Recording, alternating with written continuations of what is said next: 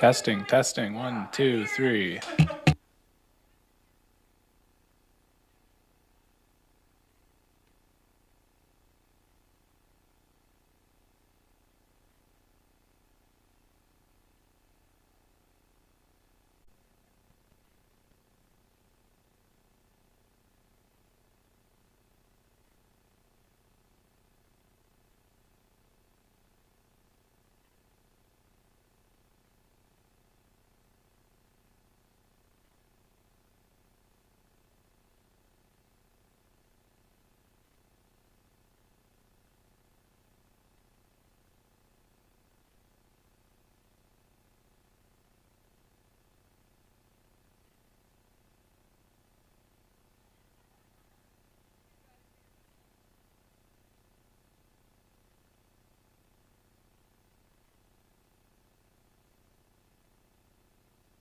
Quick shot of chocolate before we start.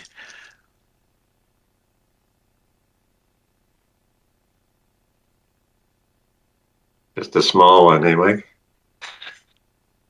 Hold that up again. We're live. Welcome, everyone.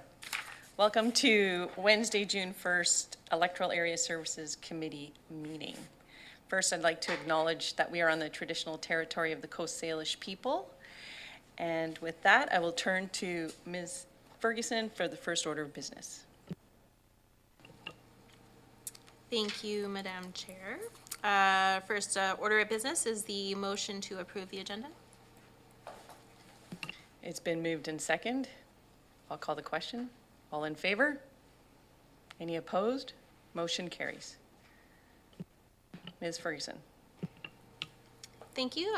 Second order of business is the adoption of the special EASC committee meeting minutes of May 18th, 2022. Motion carries. Ms. Ferguson. Thank you. Second order of business is... If somebody has their microphone on, can you please mute? And I believe there's some people out in the meeting before. So adoption of the minutes, it was moved and seconded. I'll call the question. All in favor? Any opposed? Motion carries. I'll move to the next item is M2, Electoral Area Services Committee meeting minutes of May 18th. Do I have a mover? It's been moved and seconded. All in favor? Motion carries. I don't see any business arising from the minutes. I'll move to Ms. Ferguson now. Thank you. We have some people for public input period. First up, we have Cliff Evans.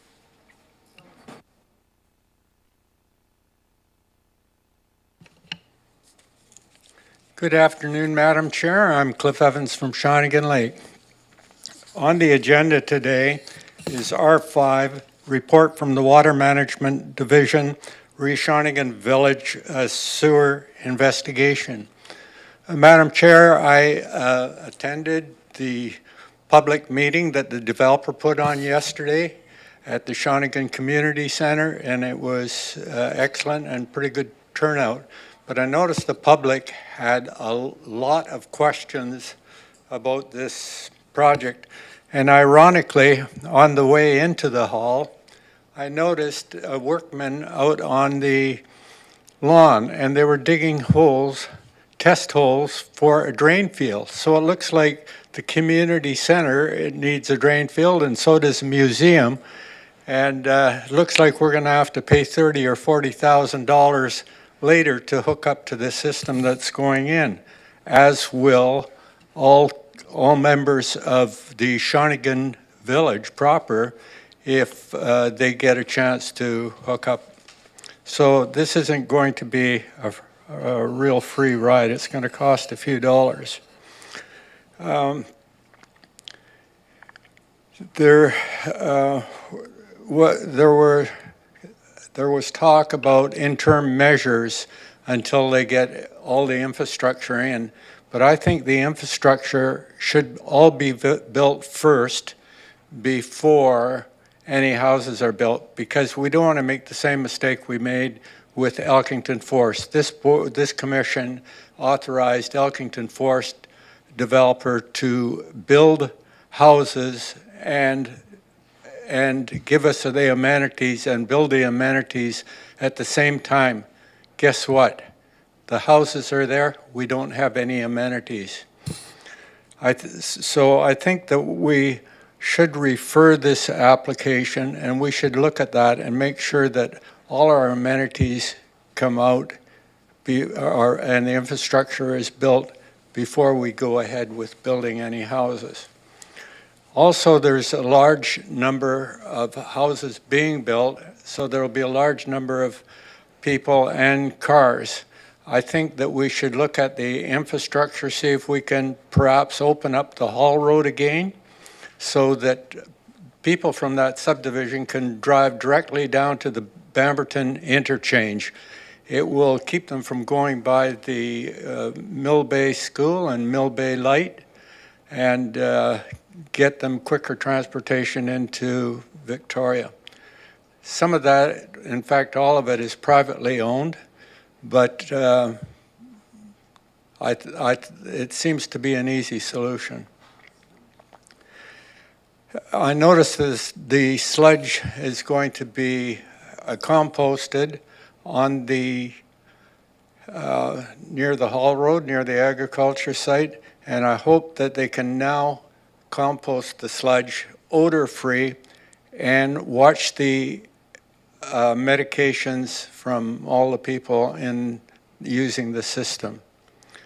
So if you could refer this and have another look at it, I think a lot of the people would appreciate it, and if we could keep the public informed, I think that would really help them, because there's many people in our area have no idea about it. With their bypass system for overflow, they have it entering the creek, but unfortunately that's at the wrong time. Thanks very much. Thank you. Is there anyone else for public input? Next up, we have Shauna Mead.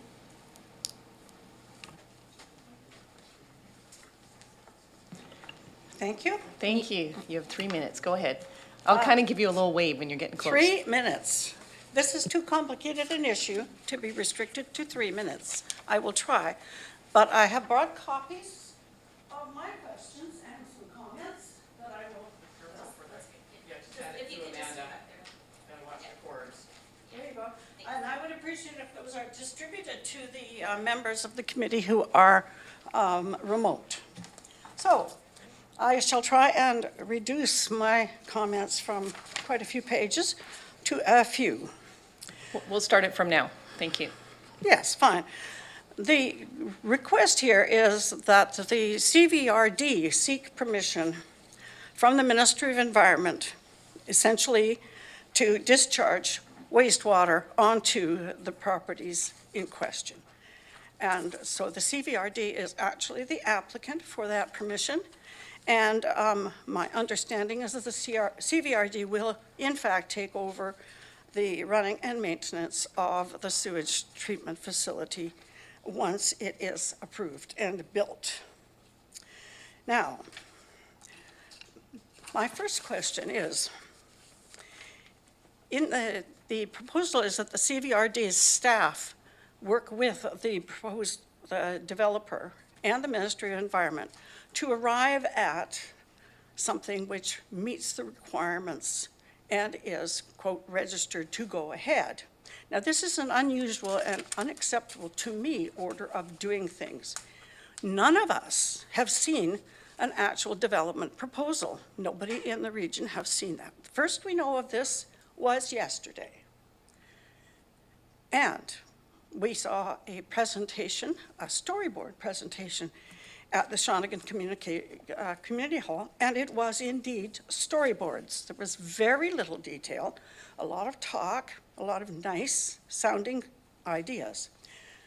If the CVRD staff is working closely with the development proponents to arrive at approval, Does this not compromise the CVRD's ability to properly and objectively assess the development proposal when it is finally received and after it has gone through a public hearing and input has been received from the public? It seems to me that this order of doing things compromises, very seriously compromises, the CVRD's ability to act. They are in bed with the developer very firmly with lots of blankies over top. So that is something that needs to be very carefully looked at and made sure that there is no compromise, no co-opting of the CVRD's objectivity. Secondly, I'm wondering if the CVRD has assessed the efficacy of the proposed plant. Has it been used elsewhere? Has it been successfully used elsewhere? They're talking about 250 houses, a total basically of 447 units. This is a lot of sewage. Yes, I know, I'm getting close, but the question is, somebody, before we go into a lot of money, needs to look at the actual efficacy of this kind of sewage treatment plant. Third, Thank you. please read We got your, what I say. This is premature. Much needs to be investigated before this process starts. Thank you. thank you so much. Is there anyone else from the gallery? Ms. Ferguson? We have Margot Lee.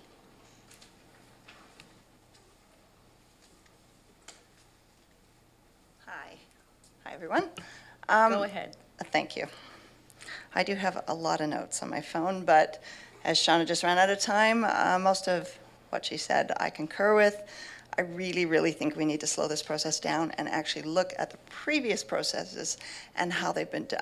I think that usually the application for development is made first so the public can be aware, and then this meeting occurs as a follow-up. I really, really think that we just need to slow down and look at our process right now just to make sure we don't miss something. This is a big impact on the community.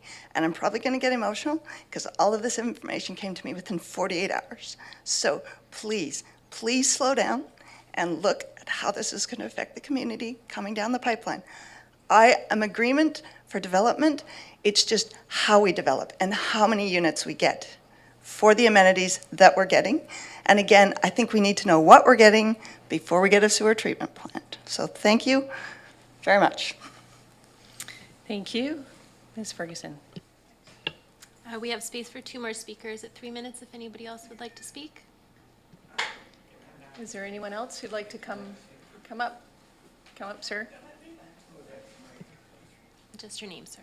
My name is Mike Seymour. I'm with MSR Solutions. I'm the engineer that has put forward the application to the CVRD for this. And I just wanted to state that the process that we're going through is for the CVRD to be the applicant so that we can go through the multi-year process in dealing with this application, because without this application and authorization and the multiple reports we have no development. That's the reason the Sager site has lapsed for the last 20 years without it. So this cart before the horse that we are asking the CVRD to support us on is strictly with respect to the sewage disposal and the ability for us to do the works that are required in support of then being able to do a development, because we cannot have a development without sewage.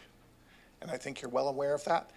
And the system that is proposed is exactly the same sort of system that the CVRD has installed in many other facilities and is currently underway at the Mill Bay Wastewater Treatment Plant. Thank you very much. Thank you. Seeing no other speakers. I'm sorry, I forget the speaker's name. I think she can continue. You're welcome to come back up if you'd like.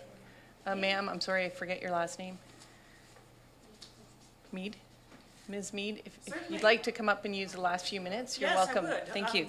The other questions I have is regarding the impacts of the water that is going to be used. Some of it will be recycled, yes, but ultimately all of it will be applied to the land. As I am an adjacent property owner through which some of the water courses that will take that water runs, I would like to be very sure that if there is a thorough environmental investigation relative to the impact of that additional water on the capacity of the land to carry it away, especially during the likely, very likely, high rain incidences that we are likely to have as climate change occurs. It's very important that all aspects of this be examined before we do pre-registration or start investing taxpayers' CVRD money in helping the developer to get approval of the sewage system. Those things are extremely important. Thank you. No rebuttals?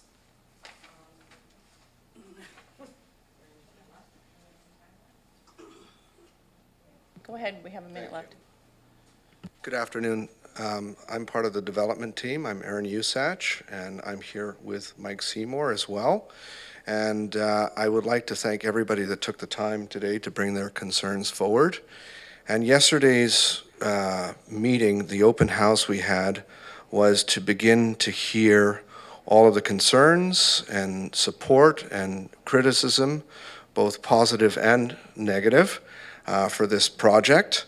And we look forward over the coming months to the continuing discussions which we will have.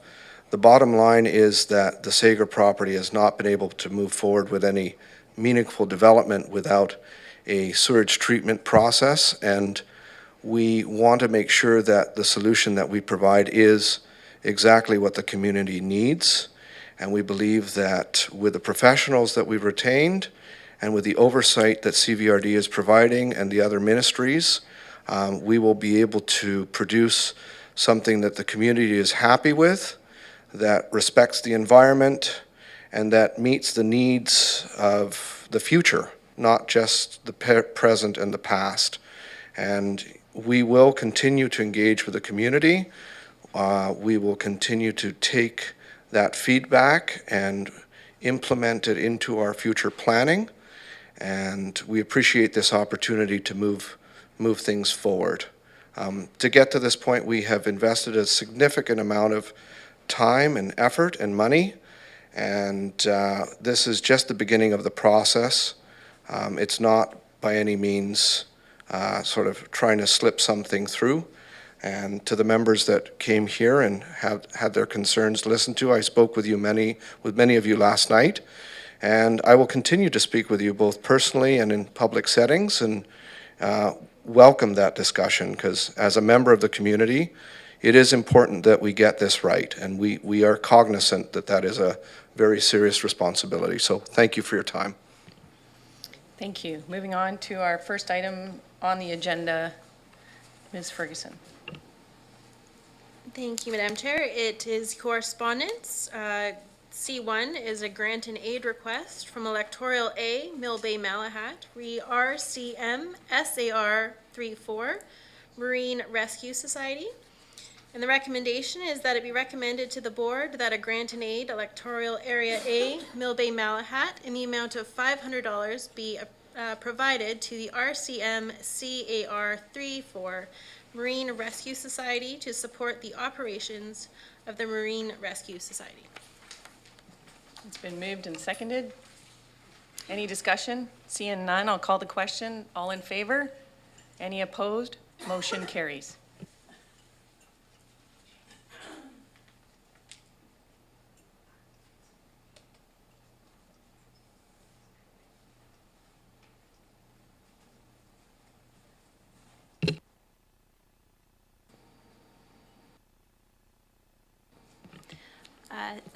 C2 is a grant and aid request, Electoral Area A, Mill Bay Malahat, re Cobble Hill Events Society. And the recommendation is that it be recommended to the board that a grant and aid Electoral A, Mill Bay Malahat, in the amount of $500 be provided to the Cobble Hill Events Society to support Music in the Park for 2022. It's been moved, seconded. Seeing no hands, I'll call the question. All in favor? Any opposed? Motion carries. Ms. Ferguson. Thank you. C3 is a grant and aid request, Electoral Area B, Shawnigan Lake, Recobble Hill Events Society. And it's recommended that it be recommended to the board that a grant and aid Electoral A Shawnigan Lake in the amount of $2,000 be provided to the Cobble Hill Events Society to support music in the park for 2022. It's been moved and seconded. That was for Area B. Ms. Ferguson, you said Area A, so I don't think it matters. But and I don't see any hands. I'll call the question. All in favor? Any opposed? Motion carries. Next item. Sorry, we have 3.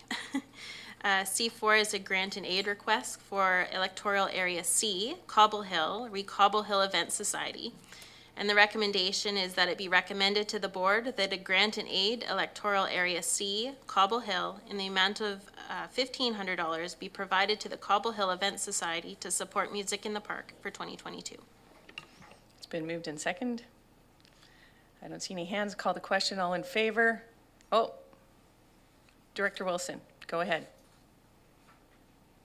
Yeah, thank you, Madam Chair. I've noticed that there are some other contributions there from the other areas, and I'd like to thank them for their very generous contributions towards music in the park. Very, very welcome, and it's good to see this starting up again after such a long time. Thank you to those who have contributed and who are, I'm sure, going to contribute in the future. Thank you. Thanks for your comment. It is a good event. We expect to see you dancing on the grass this summer. Don't see any other hands. I'll call the question. All in favor? Any opposed? Motion carries. Next item. Thank you. At C5 is a grant and aid request for Electoral Area D, Cowichan Bay, Recobble Hill Event Society. And the recommendation is that it be recommended to the board that a grant and aid Electoral Area D, Cowichan Bay, in the amount of $500 be provided to the Cobble Hill Event Society to support music in the park for 2022. It's been moved and seconded. Call the question. All in favor? Any opposed? Motion carries. Ms. Ferguson. C6 is a grant and aid request from Electoral Area E, Cowichan Station, Satlam, Glenora, Cobble Hill Event Society.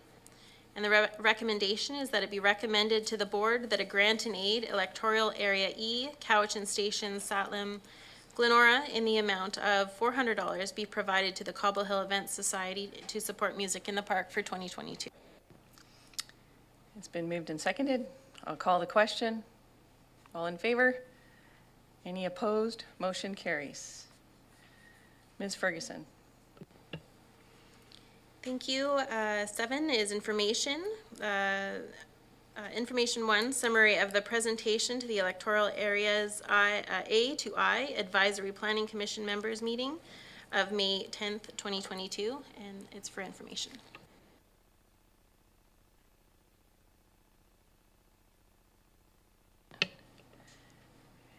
Sorry, did anyone put up their hand? I was looking at my... Nope. Okay, we'll receive that for information. Next item. Thank you. R1 is a report from the Development Services Division, reapplication number ALR22H01 for 5470 Carmichael Road, PID 001948679. And the recommendation is that it be recommended to the board that the application number ALR22H01 for 5470 Carmichael Road, PID 001948679, not be forwarded to the Agricultural Land Commission. Thank you. And I see we have a presentation by Ms. Dumina. Go ahead.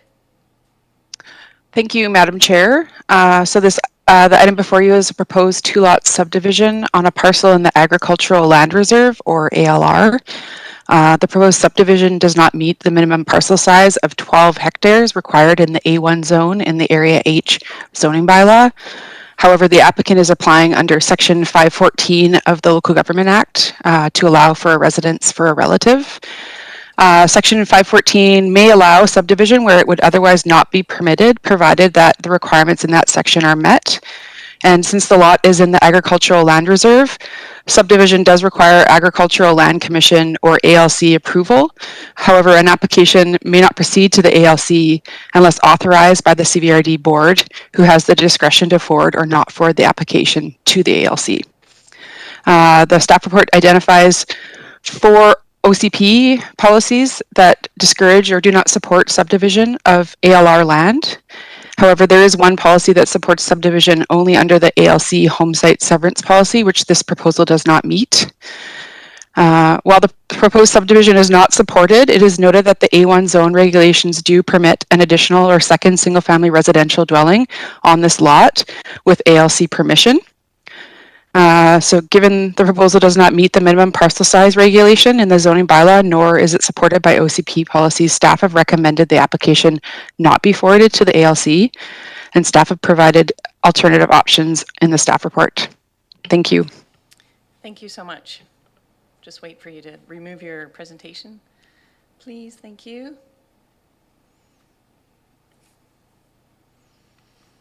And first I will, it has not been moved and seconded yet. Is there a, oh, perhaps we'll go to the applicant. Are the applicants in the meeting? Hello. Hi there, go ahead. Hi. If there's anything else you want to share.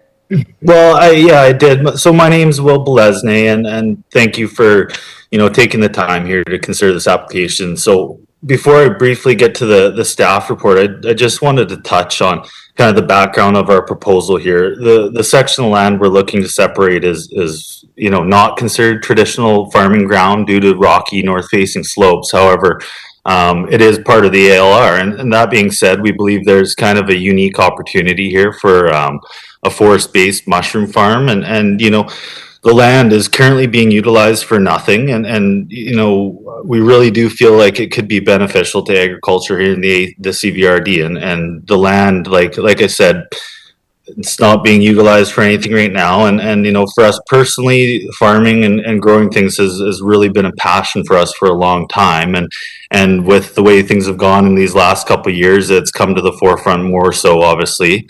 And so just basically to touch on the reasons listed for it to not go through, like Jamie had said, the first reason was that it didn't meet the zoning for A1, but we're not applying under that. It is under section 514, which we meet the requirements to forward to the ALC at least.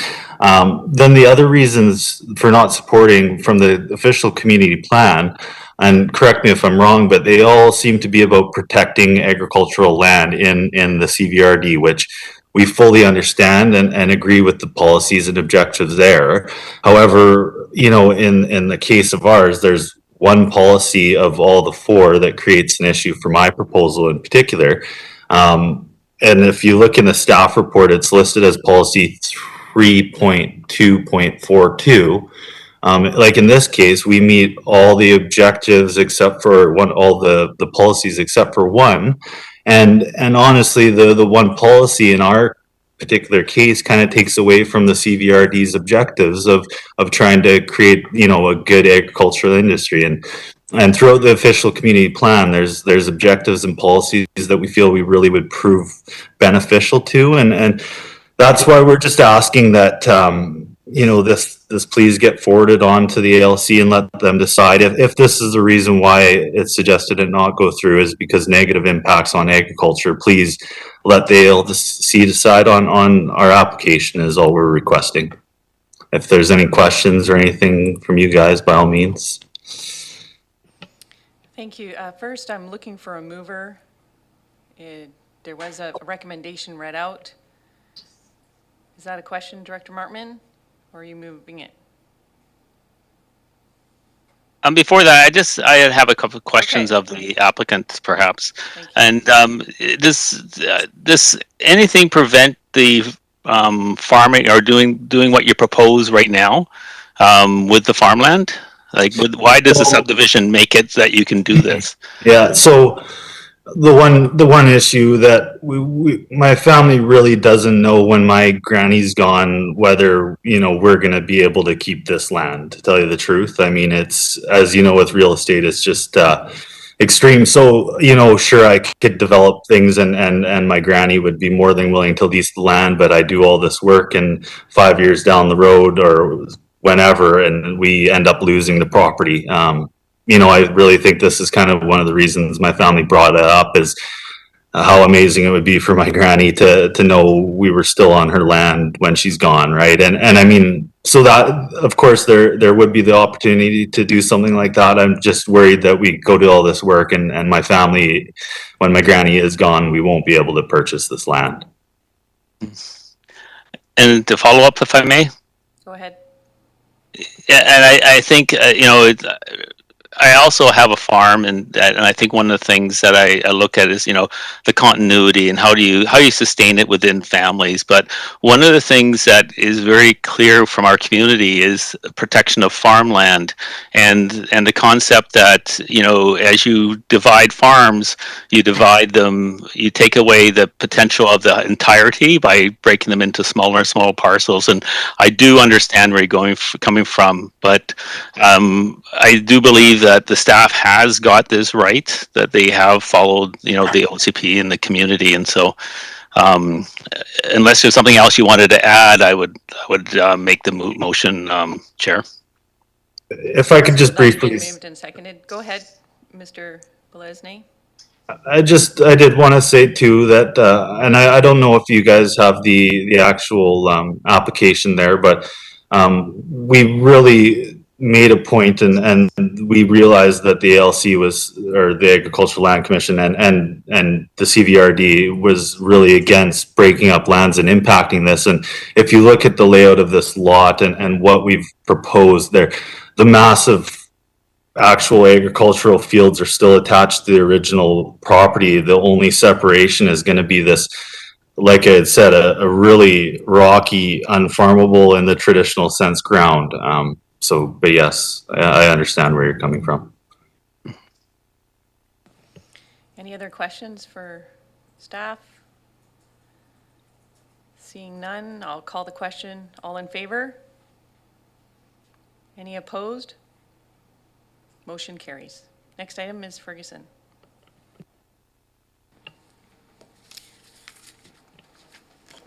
Thank you. The next item is R2, report from the Development Services Division, reapplication number RZ22A01 for 2734 Berry Road, PID 005810841.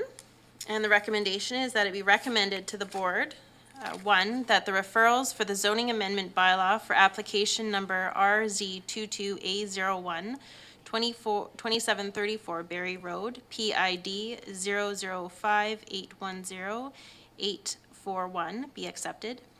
Two, that following a public information meeting to be held by the applicant regarding the proposed retail cannabis license, staff report back to the Electoral Area Services Committee with recommendations for application number RZ22A01 2734 Berry Road, PID 005810841.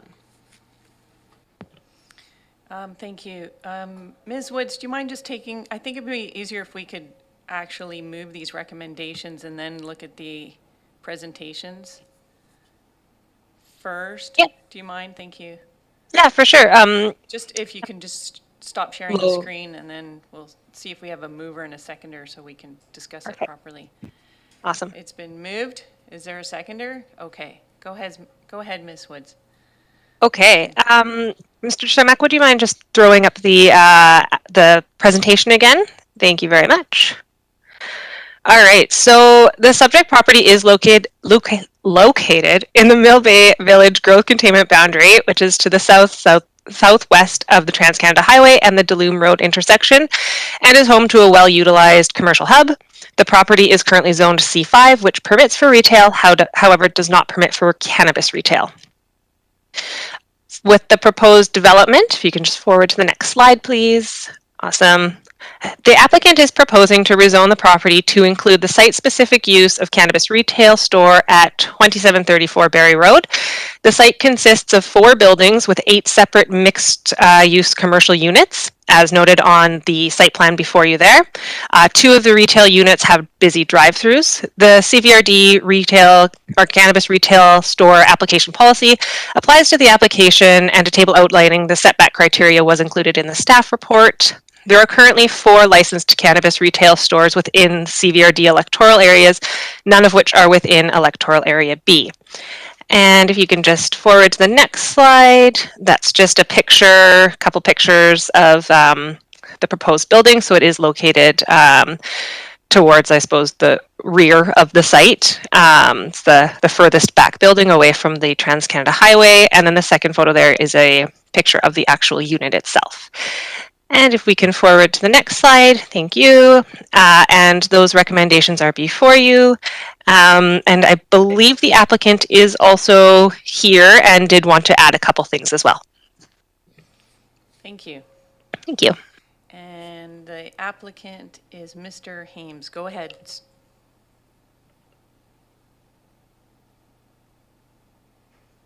Hames. Sorry, did I say your last name right? Go ahead, Graham, if you want to add anything. You're on mute. Thank you. Thank you very much. I did want to add a few points just to support the above. I realize it's not a formal proposal, but just a few points about who we are as a group and a family and what we do. Firstly, I just wanted to say that I am part of the family. We're a family-based business located in View Royal in Victoria, have been operating for the last 40 years, starting with a restaurant and pub, which is the 4 Mile Brew Pub at this point.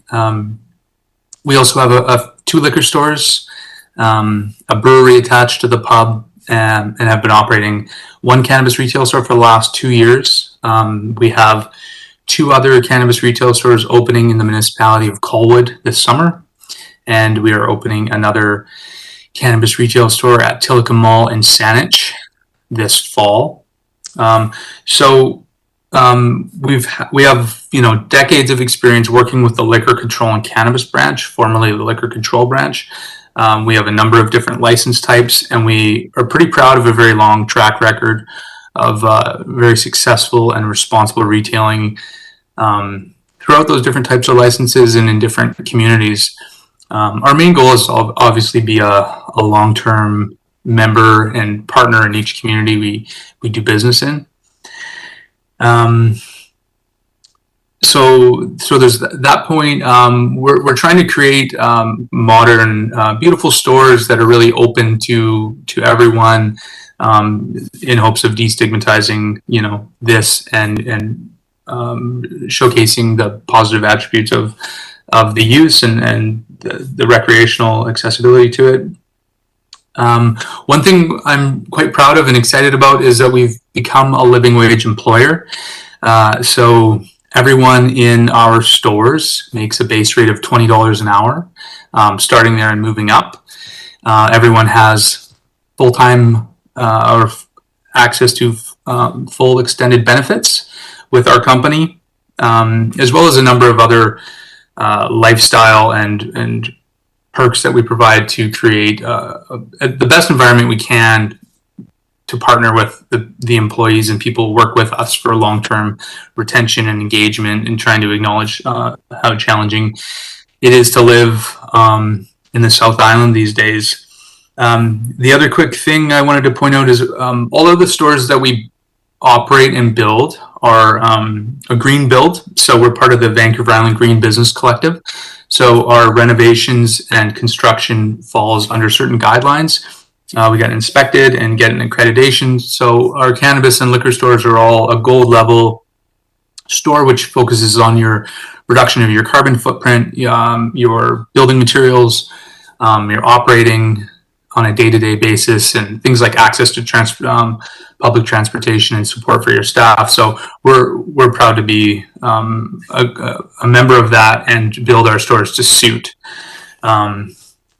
So both of these last 2 points with living wage and the green business aligns with 2 of our core values, one being a family business and providing family values through a living wage for our staff. And secondly, a core value we have is responsibility as retailers and social responsibility. So our track record speaks to the first, and the social responsibility we're trying to approach from the Green Business Collective side of things.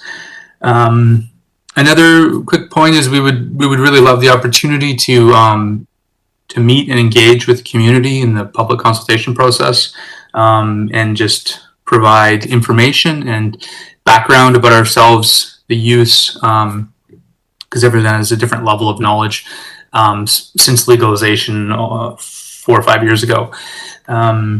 So that's our goal. I've done a little bit of consultation at this point, but waiting for the process to unravel. But I would love to answer questions if anyone has them, and provide any background and input that I can. Thank you very much.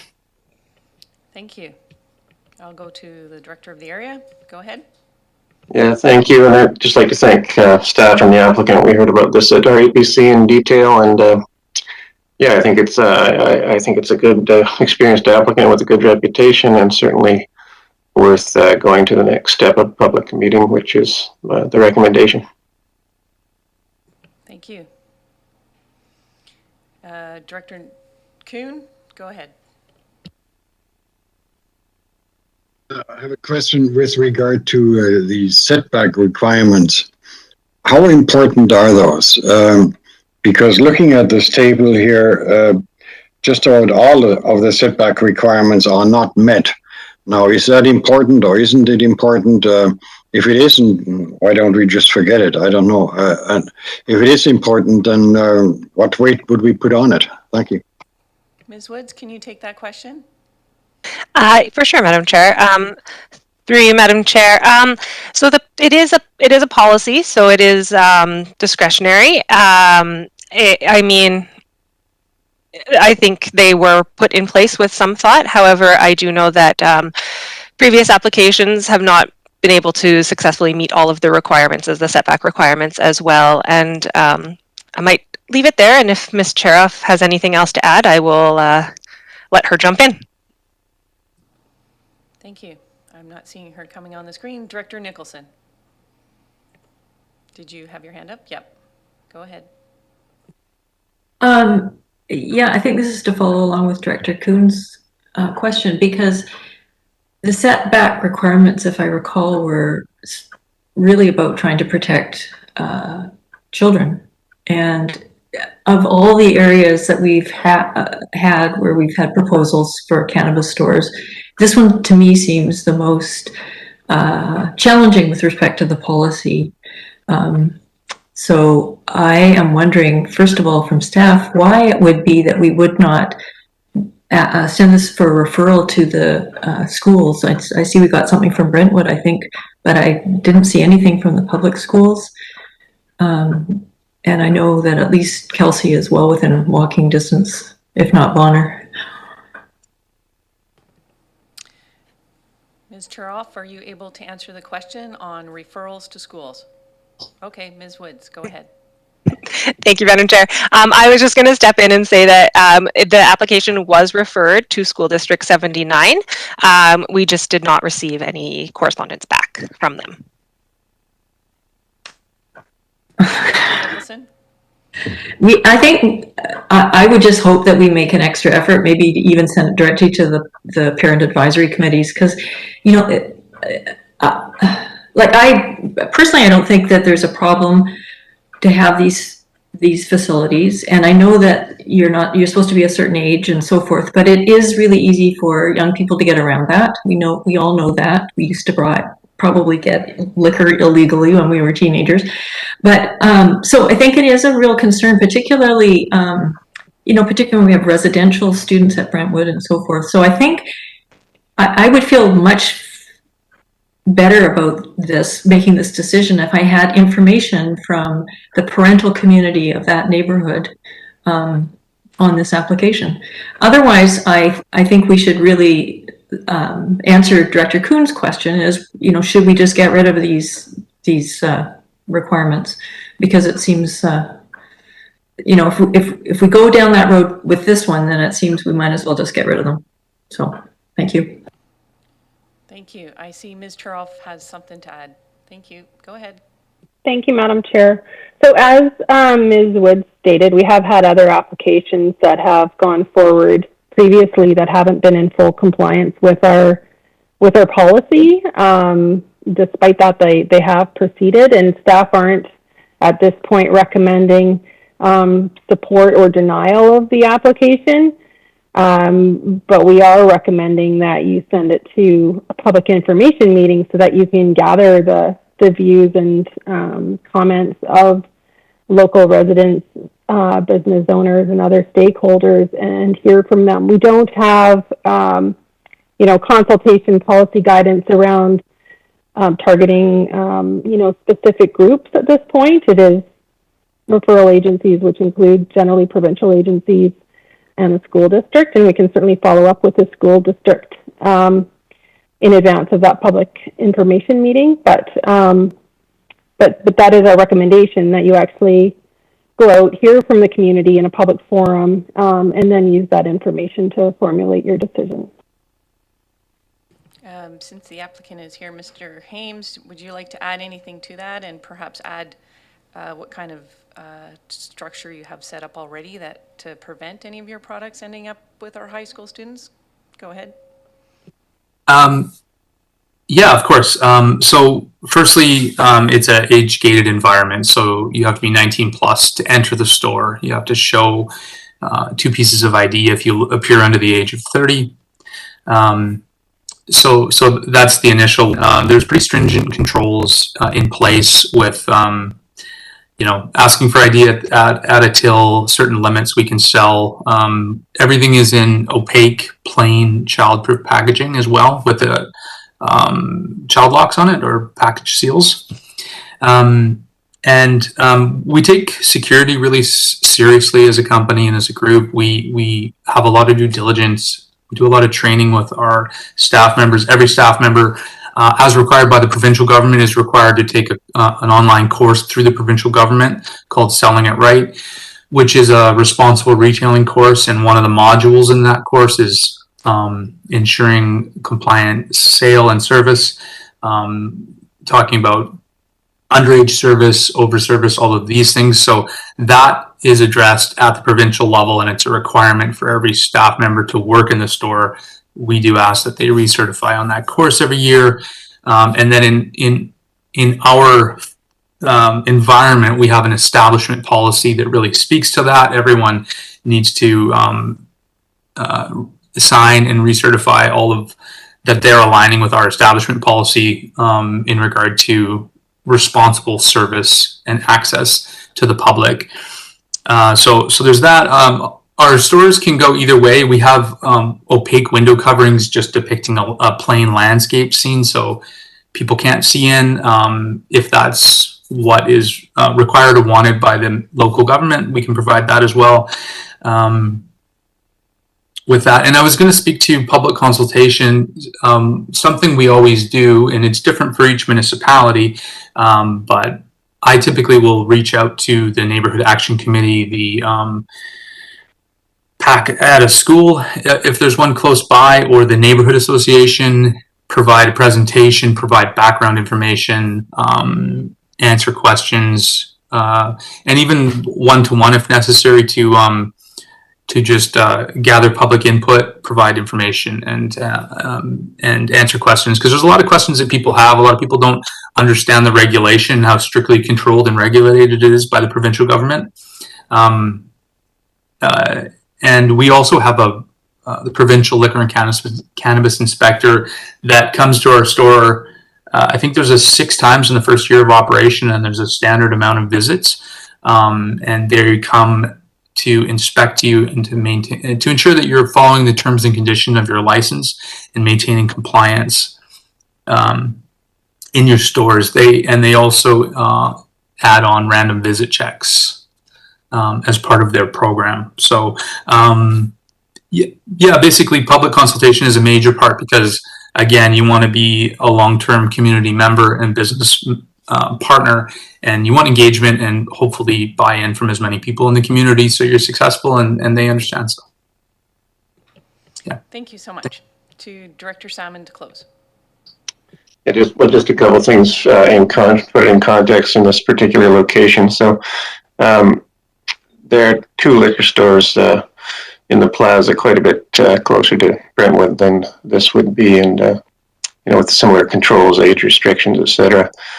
And then as far as cannabis, there was for many years a cannabis retail outlet closer to Kelsey, a little bit closer, in Pioneer Square, which operated without complaint. So I certainly think we're okay to go ahead and we'll go to public meeting and pursue these concerns further at that point.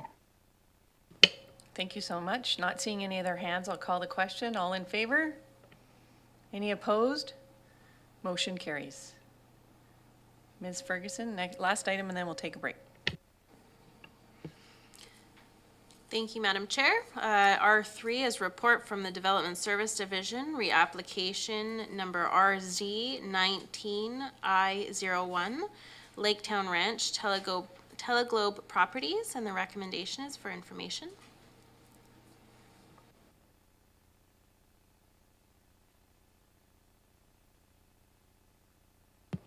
I am just trying to start my video. Okay, so good afternoon, Madam Chair and electoral area directors. Today's presentation is about the Laketown Ranch and Teleglobe Properties. Could you advance a slide, please? Rezoning application, and to update you about the public meeting and share with you the proposed bylaws to determine if you have any questions or concerns in advance of your consideration of the bylaws at the board table. The applicants are here today to assist with answering any questions that you may have. So next slide, please. On March 23rd, 2022, the CVRD board passed 3 resolutions. One of them was to have a site visit for the electoral area directors, and that was held on March 25th, 2022, and most of the electoral area directors were able to attend. Another one was to host a public information meeting, which was held on April 28th, 2022, and the last one was to proceed to bylaws, referrals, covenants, housing agreements, and the public hearing, and so on. So next slide, please. So the public meeting, which was held on April 28th, was attended by 12 members of the public. There were a number of very excellent questions that were offered, and good discussion happened there. And long story short, there were some changes to the proposed industrial zoning as a consequence of that public meeting. Next slide, please. So attached to the report, there is draft bylaw 4429, which is the OCP amendment bylaw. I'm going to highlight only the major changes here, but there is also one housekeeping type of change in the bylaw as well. So essentially what we're proposing to do is add the Laketown Ranch Comprehensive Development Designation to the harmonized official community plan, and add a description, objectives, and policies related to that designation. The objectives relate to providing small-scale attainable housing, maintaining environmental functioning of the property, providing appropriate servicing, providing quality amenities, and providing benefits to the community as large, as well as homeowners, resort users, and festival goers. The policies in this designation include maintaining a housing agreement to protect the long-term affordability of the site and to prevent any age-related restrictions from being established on the site. It requires the legal notification of future residents about the potential for nuisances at the site. It requires a legal mechanism to be in place to transfer ownership of the community water and sewer to a relevant local government, and that covenant needs to be in place prior to the start of construction. It caps the total number of units for residential development to protect the environmental functioning of the site, and provides opportunities for collaboration around community amenities, including potential for community use of the pool, maintenance of public access to the on-site trails and the dog park that is proposed, and supports trail connectivity to the town of Lake Cowichan. Next slide, please. So the other part of this OCP amendment bylaw is to change some of the maps. So the first one is to include the subject properties into the growth containment boundary. And the second one, next slide please, is to change the land use designation. So we have two separate maps there because the local area plan land use designations and the regional land use designations are somewhat different from each other. And so therefore, two sets of maps are required.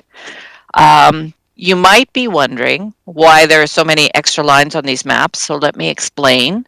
The applicants are proposing to subdivide the property in a way that will conform to the zoning and the OCP amendment lines on this, but in the meantime, we have to work with the existing property lines. So the lines that you see on these maps for both the land use designations and the zoning changes, which comes up later in the presentation, are based on where these zones will go, which reflects also where the parcel lines will go once the subdivision goes through.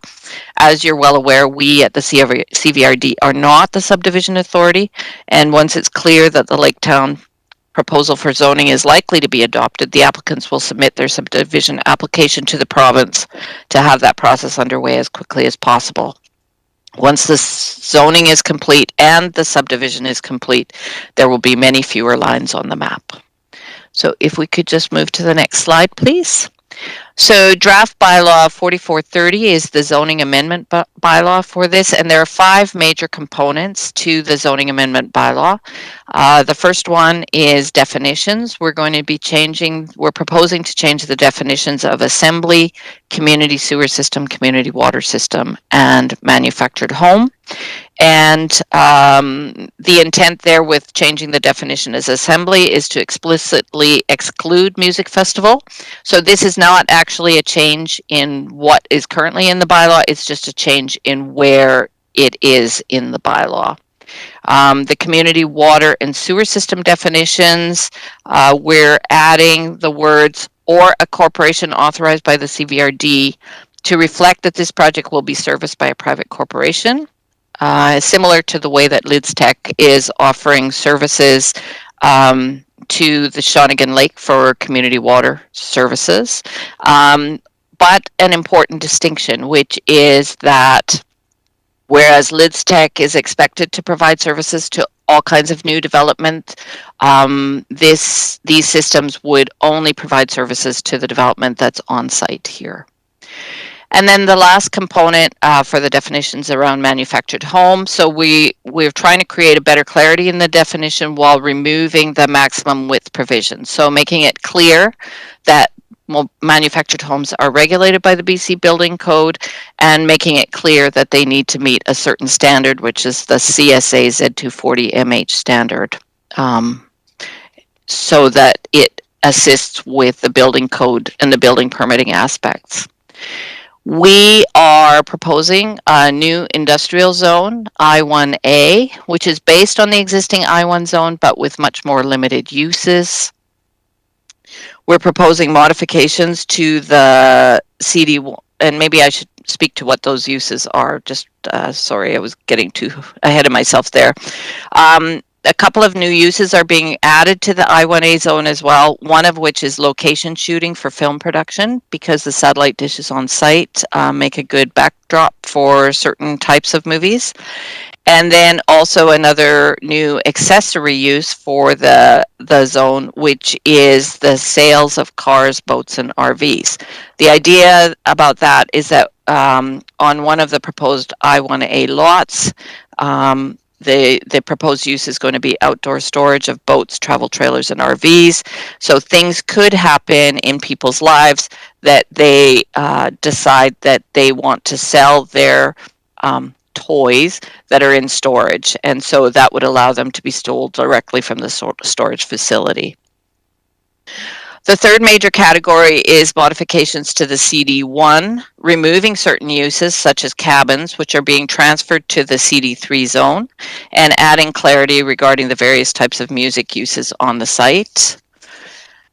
The fourth component is adding the CD3, which is the Laketown Residential Zone, to allow for the small modular homes and cabins together with an RV resort and amenity area. And then, of course, the last one is changing the zoning map. So if we could have the next slide, please.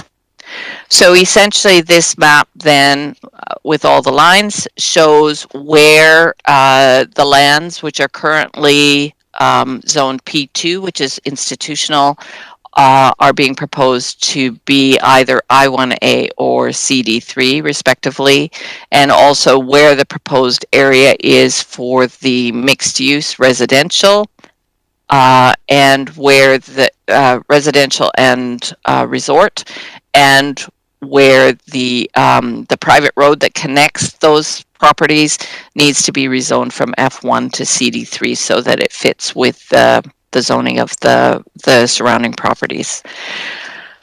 Next slide, please. So the next steps on this, if you have questions, concerns, proposed changes to the bylaw, please let me know as soon as possible. But we'd like to move ahead with first and second readings on these bylaws as soon as possible. Refer them to First Nations and agencies as are stated in the resolution that was passed in March. Move ahead with finalizing the covenants and housing agreements so that they're ready for the public hearing, at least in draft form. Have a public hearing, move ahead with a housing agreement bylaw, and then move ahead with adoption. So assuming that the committee is happy with, well, the board, I guess, the committee functioning as a board is happy with the bylaws, then this is kind of an outline of the next steps in the process. Next slide, please. And so the resolution recommendation, there is no recommendation today. The report is for information only. But if you have any questions or concerns, I would be very pleased to hear them. Looking to the committee, I recognize Director Yanni DiNardo. Thank you, Madam Chair. My question is about, just because it tweaked my interest, we had some public input about Elkington Forest in Shawnigan, and I was here then 14 years ago when that development, and it sounded so fabulous and wonderful, and sad to hear that the amenities for the community were never, well, they don't exist currently. So I just wonder, you say there is a pool that accessible to the public, and I just wonder, and the dog park, and I don't know about the trails. So can we confirm that the amenities are going to be followed through? Very good question. Thank you for that. Oh, thank you, Madam Chair. I'm wondering if the applicants might like to respond to that first. Is that Mr. Mitchell? Mr. Mitchell and Mr. Adams, they're on the screen there. Hello. Okay, go ahead. Hello, everyone. For the amenities, I mean, somewhat self-policing, but as part of this development, the RV park and the park models, the attraction is a swimming pool and the clubhouse amenities. So they're currently, and I can show you our preliminary designs right now. So yes, they will be built. If I need to put some kind of guarantee up, I will.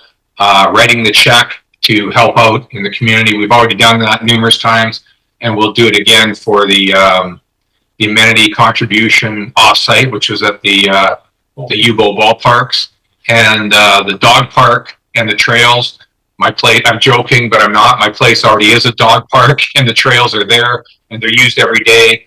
They're more than welcome to them, but we will be expanding on the dog park and making it, now it's kind of a free run on the big fields, but the intention is to build a dog park in September-ish. We want to get through the summer season down on our site, down closer to the road, so it's more accessible to the front parking lot for our neighbors or anyone that from the UBO or Lake Cowichan area that wants to use it. So yes, they will be built.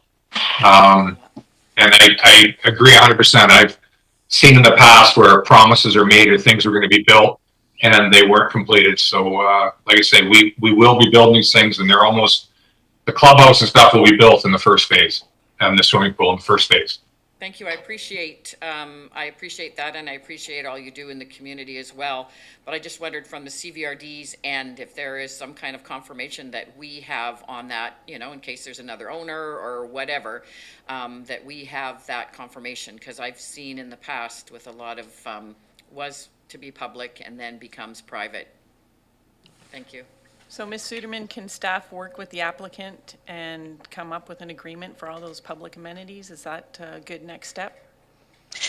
I would like to say that it is the discussions that have happened so far between the applicant and the CVRD's Community Services Division about the use of the pool have resulted in agreements, verbal agreements, that there will be further exploration of that. At this time, the CVRD Community Services is not willing to enter into any kind of agreements or commitments about that.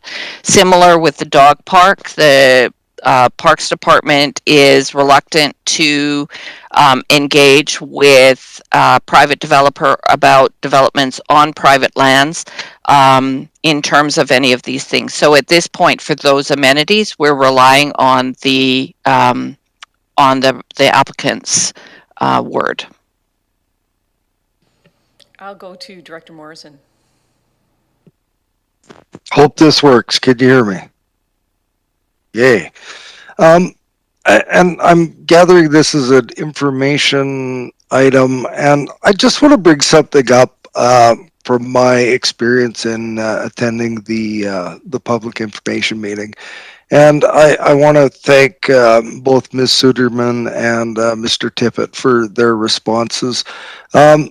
I don't know what we can do about the format of how that meeting was run, but there were some very inappropriate comments I felt from participants in the meeting that were directed to our staff, and very unfair, challenging the professional integrity of staff members, and it was very disconcerting for me. I want to thank again Mr. Tippett for stepping up and speaking to that specifically.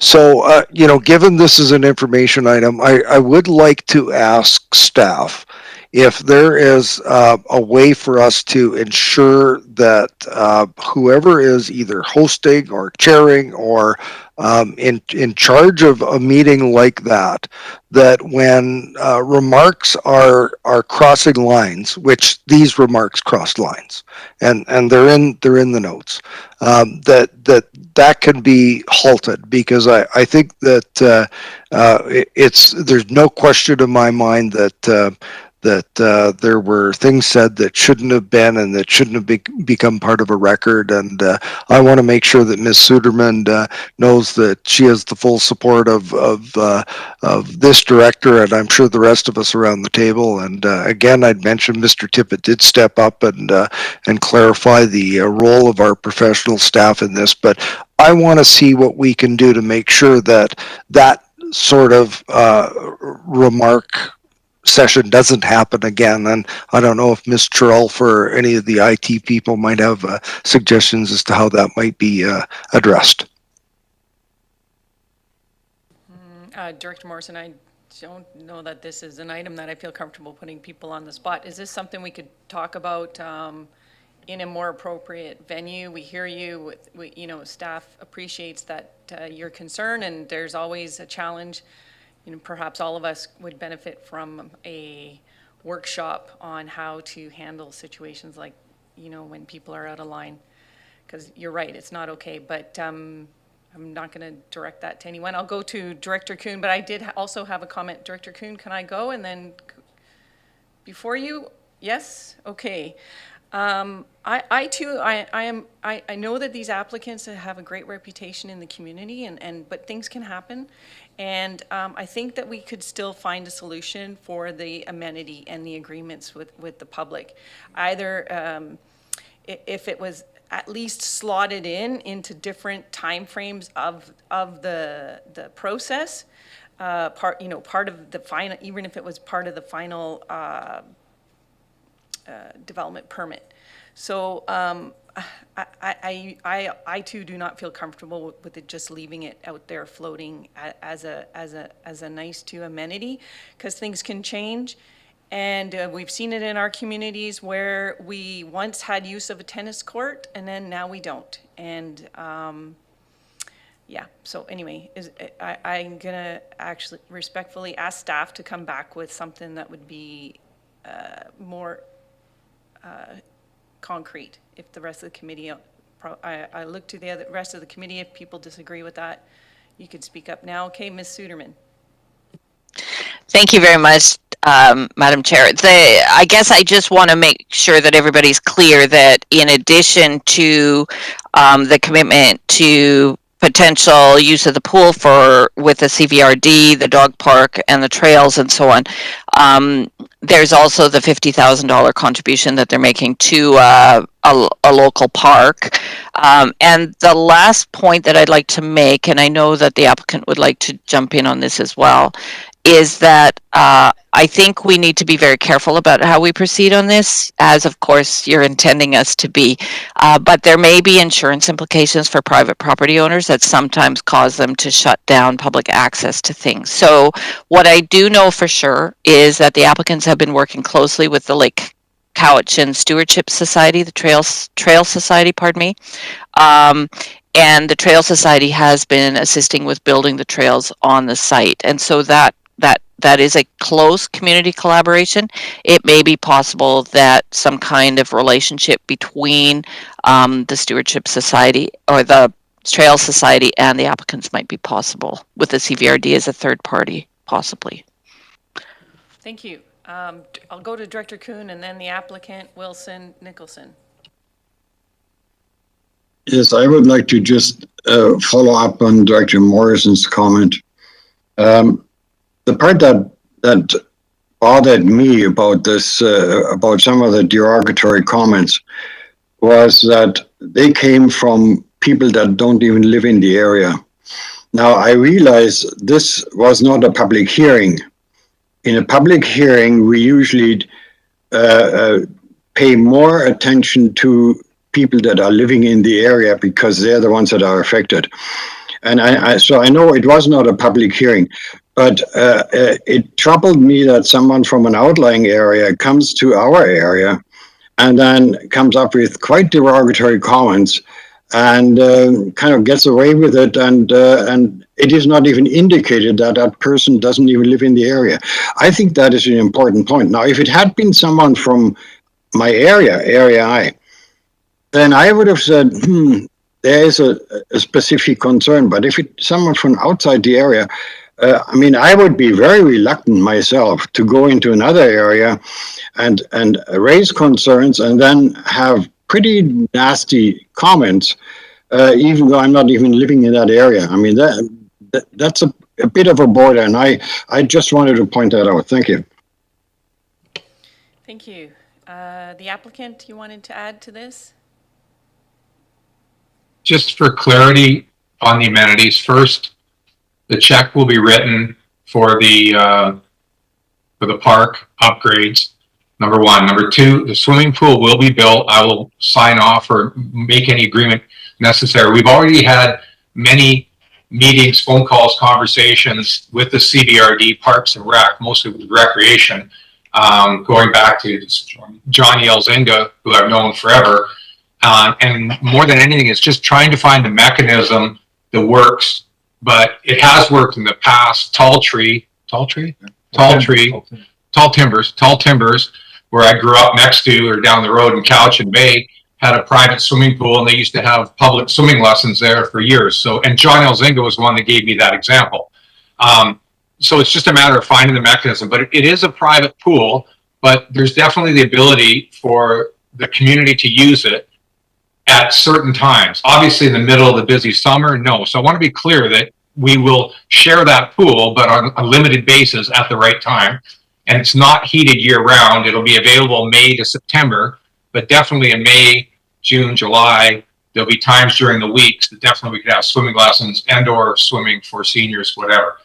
The dog park, the same thing. It's on private land. There's insurance, and the trails, Same thing. I'm taking the risk right now. I've made my insurance company aware of it, but they are being used on a daily basis, touch wood, and I haven't been sued yet, but that will continue, and I will sign or into any agreement you want regarding that. Having said that, once again, limited use. When I have Sunfest up there, the trails from the dog park aren't available. So you're talking 15 days a year that it may not be available to the public. The rest of the time, it would be available. So I just hope that provides some clarity. Thank you. Next, I have Wilson Nicholson. Yeah, thank you, Madam Chair. Yeah, I get very, very uncomfortable when I hear comments of, well, you know, this was done a few years and the developers didn't do this and the developers didn't do that. That's a little bit unfair, you know, because that was then, this is now. From what I've heard so far, these developers are doing everything they can. They've put a huge amount of money towards public funding. They put a huge amount of effort into making this as accessible as they can. And I do feel that it's a little bit unfair to start throwing barbs at the present developers now, because things have changed. And to be perfectly honest, from what I've seen so far, I don't see a problem with what's being proposed there. And I would ask that these kind of comments are really not, they're not appropriate. Thank you very much. Director Nicholson.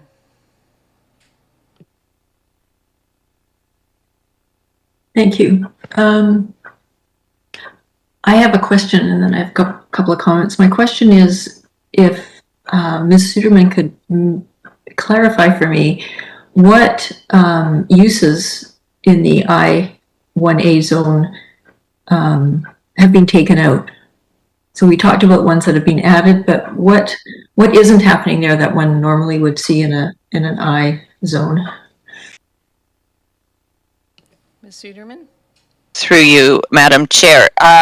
So the list is very long, but I'll go through it quickly. The following uses have been withdrawn or eliminated from the I-1A zone that are currently permitted under the I-1 zone. So auto body repair, restoration, and painting, auto wrecking,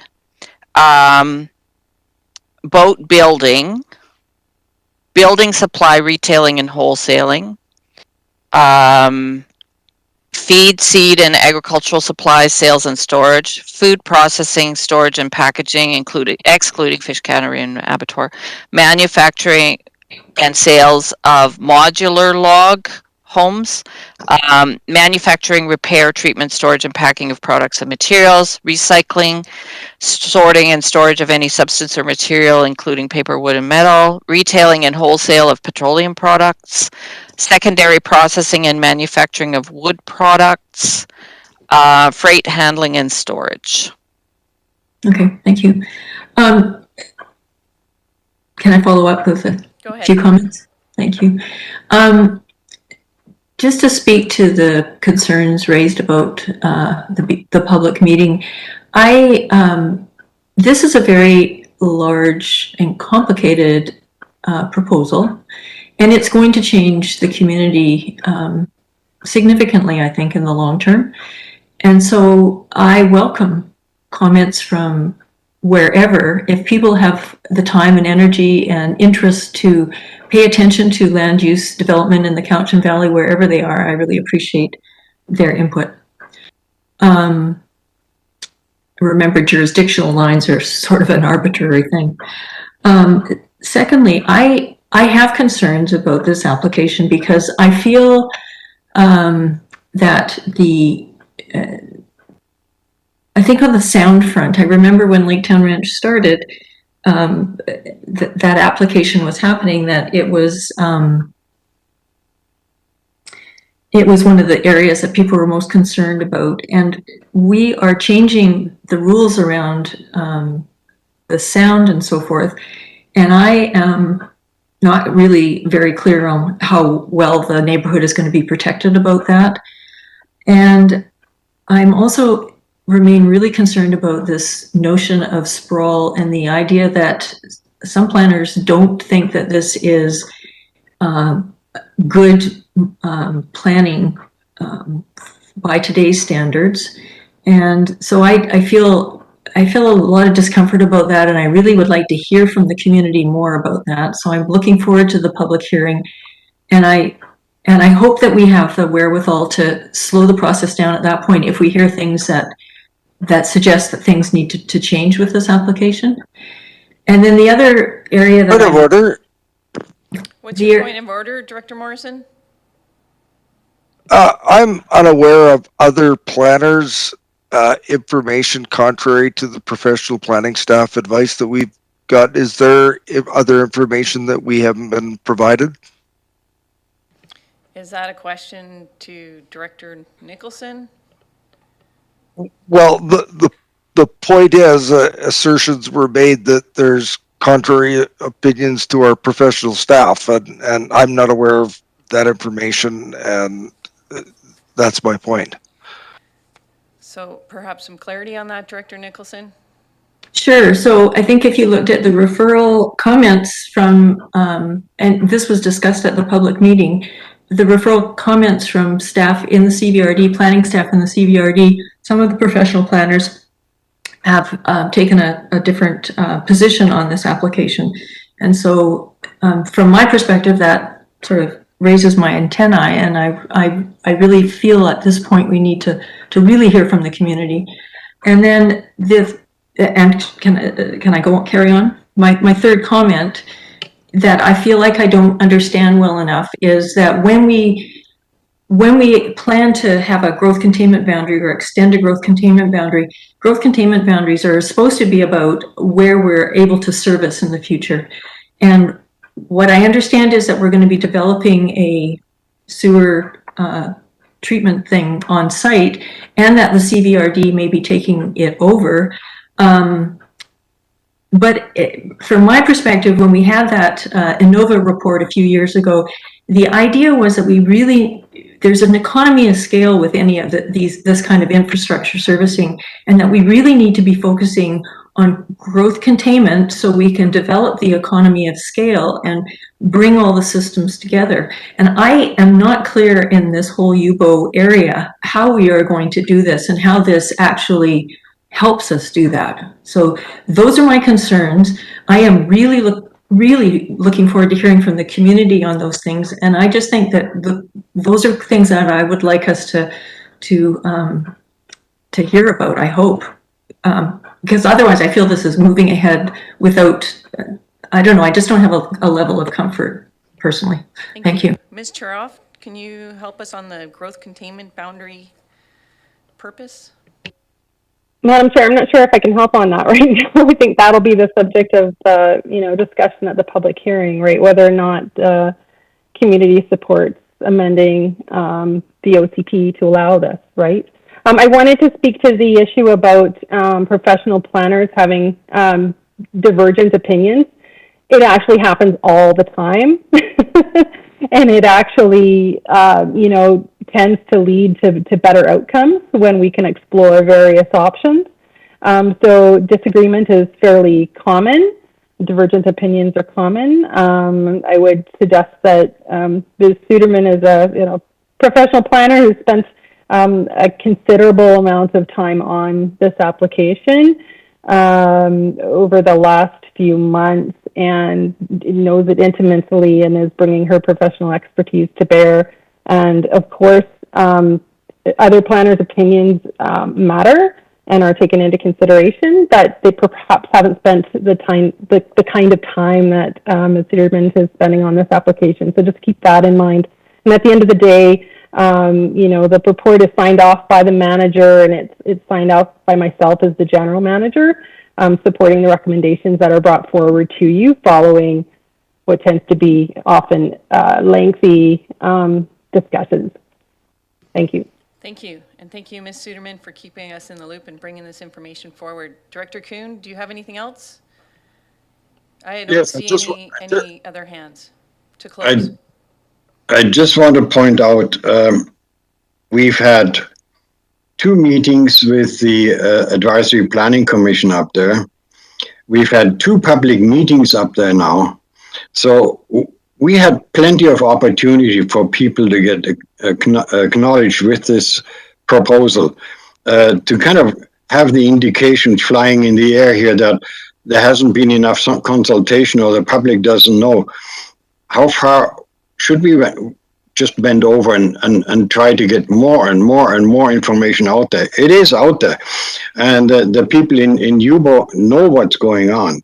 So I don't like this indication that there hasn't been enough effort made to inform the public. That's utter nonsense. Thank you. We've been sitting for a while here, and we'll go to the next item after our 15-minute break. So see you in 15. We'll let you know.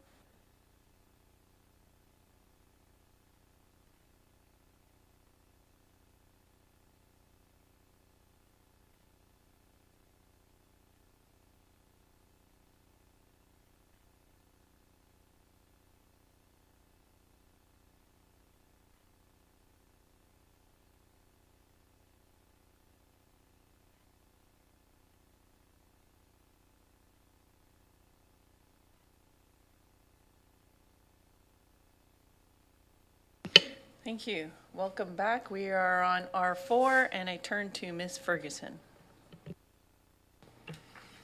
Thank you, Madam Chair. Madam Chair? Oh, sorry. Report from the Development Services Division, Tipperary Road Telecommunications Tower application. Part W2, Section 8, Tipperary Road, PID 001229346. And the recommendation is that it be recommended to the board that a letter of concurrence be provided to Innovation, Science and Economic Development Canada in response to a proposed telecommunications facility at Tipperary Road, PID 001229346. Has that been moved? No movers? It's moved. And no seconders? Okay, we'll go to Director Nicholson. If you'd like to move something, I would move option 2. Option 2 has, if there's a seconder, we have nothing moved and seconded. Director Salmon has seconded option 2. Can we hear what option 2 is?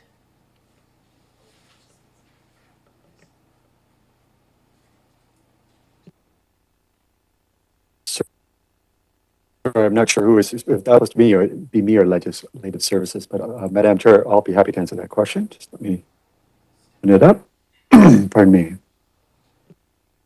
One second, please. We're just going to read the motion that's been moved and seconded. Option 2 is that it be recommended to the board that a letter of non-concurrence be provided to Innovation, Science and Economic Development Canada in response to a proposed telecommunications facility at 5571 Tipperary Road, PID 001229346. That was the same one. One is concurrence and one is non-concurrence. Okay, got it. Thank you. Go ahead, Mr. Cermak. Is that correct, Cermak? That is correct, Madam Chair. Thank you. Share my screen.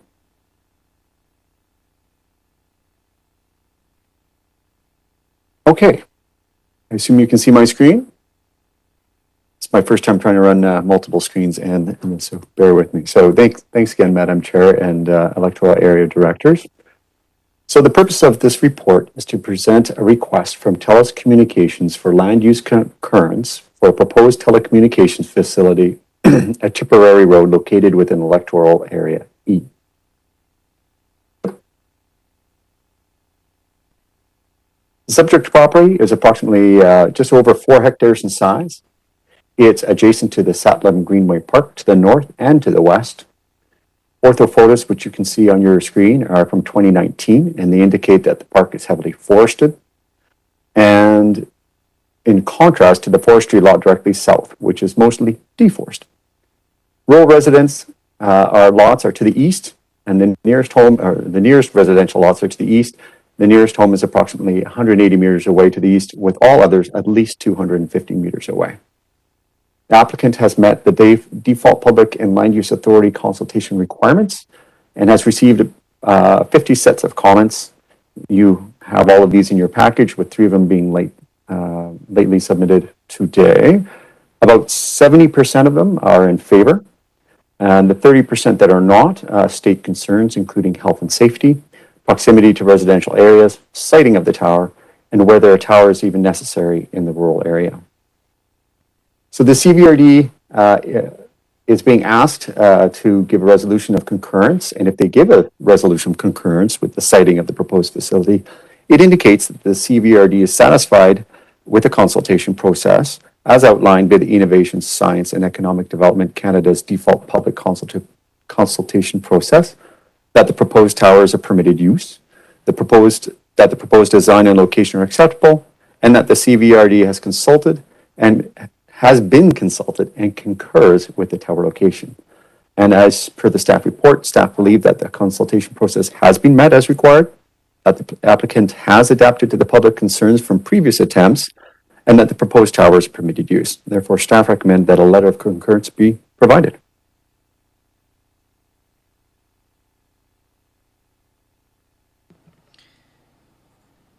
Thank you. I have Director Yanni DiNardo. Is there anyone else on my list? Director Nicholson, Wilson. Go ahead, Director Yanni DiNardo. Thank you, Madam Chair. My question is this not the area that on the highway to go to Lake Cowichan, would this not have improved that? There's a real danger for safety and accidents in that specific area. And you had 70% response that wanted the telecommunication. So to me, it seems like that is a high percentage in looking at all the letters. So I'm just surprised that the non-concurrence has been moved. Mr. Cermak, do you have any kind of, it's a little bit of a question like in there. More of a comment. Okay, more of a comment. I'll go to Director Kuhn. I'll put you on the list. I have Director Wilson, Nicholson, Kuhn, Morrison. Yeah, thank you, Madam Chair. I'm kind of interested to see what reasons the director for the area has for non-concurrence. We haven't heard. I'd prefer to hear from her first before speaking further. Director Nicholson, go ahead. Thank you. Well, first of all, I'll say that it is a well-known fact that cell coverage in Satlam is poor, and residents would really like to have better cell phone coverage, mainly for safety reasons. A community consultation was carried out at least a year ago on a site around the corner from the proposed one that we see today. There was so much concern raised that TELUS abandoned the project, and the CBRD was never asked to comment on that. The immediate neighbors in that area are very concerned. This time, while 70% of the people may have been in favor, the other 30% were not, and I think that it amounted to about 14 people who actually wrote in and said they were opposed. The public consultation, we heard really why that is. They have real concerns about their property values being diminished. They have real concerns about health and sight lines and so forth. And I would add that this is proposed right next to a CVRD park, and it is in a residential area. So what I find also really interesting is that CVRD is undertaking right now a connectivity strategy for the region. And while the connectivity strategy is very much focused on internet connectivity, they have added on the issue of cell phone coverage or connectivity, and we haven't had those results yet. So I think it's almost premature to be looking at this application. The other thing I would say is that I found it really challenging to look at this material because we're asked to make a decision on one site, and the neighbors in that immediate area who will be most affected are not in favor of it, and there are no other options, or I am not really very clear what other things could be done to improve cell phone coverage in the Satlam area. So I think that needs to be considered. So it seems that this is a really important land use application. It's a growing land use issue that I think that we as a regional government need to get ahead of. I think what we do need is a cell tower siting policy to address these kind of requests more proactively. And I would definitely like to make another motion once we finish with this one along those lines. Thank you. Thank you. I just was informed that Doug Anastos from TELUS is actually in the meeting as well. Perhaps before we go to Director Kuhn, Morrison, Wilson, Mr. Anastos, would you like to add anything about the proposal?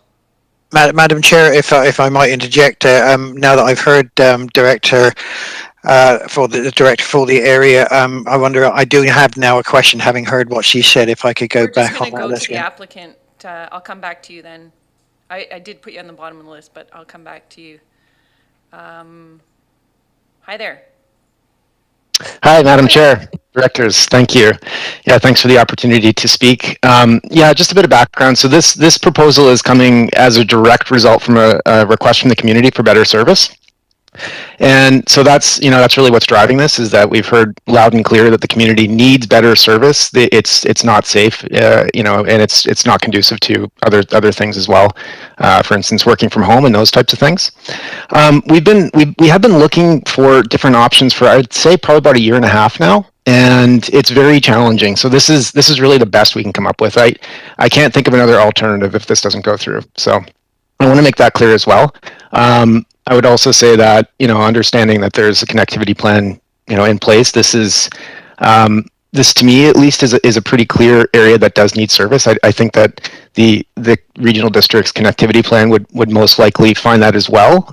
There is no service here. So, and the cell tower is the only option. So just some background. Thank you so much for that. So we have Wilson, Kuhn, Morrison. Go ahead, Director Wilson.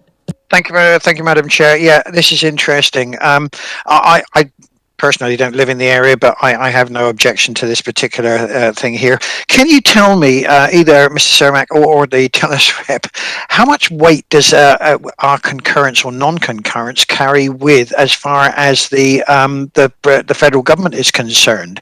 Is this a showstopper if we don't get concurrence, or will they just say, thank you very much, we'll take that into consideration? Yeah, through the chair. I'm sorry. Yeah, it's a good question. It is a little unclear. I can understand that from the local government perspective. So TELUS and telecommunications are federally regulated. But, at the end of the day, the Innovation Science Economic Development Canada requires proponents, carriers to consult with and seek land use concurrence from local governments. If we don't receive that land use concurrence, there is a mechanism to proceed. Now that almost never happens. And I don't see why it would happen in this case necessarily. It's always a possibility, but more often what happens is that we always try to work with communities. We try to find acceptable solutions, which I feel we have done in this case. This is the second proposal that we've had in the area.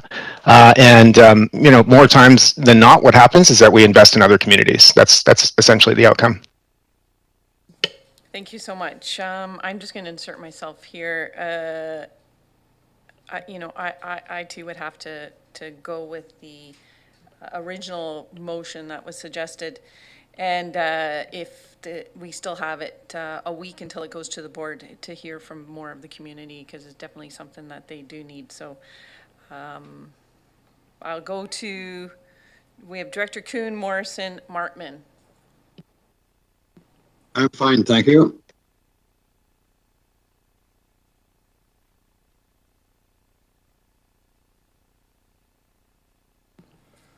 Director Kuhn, do you have anything? Did you? No, I said I'm fine, thank you. Okay, thank you. And then we have Director Morrison. Did you want to speak still? Yes, please.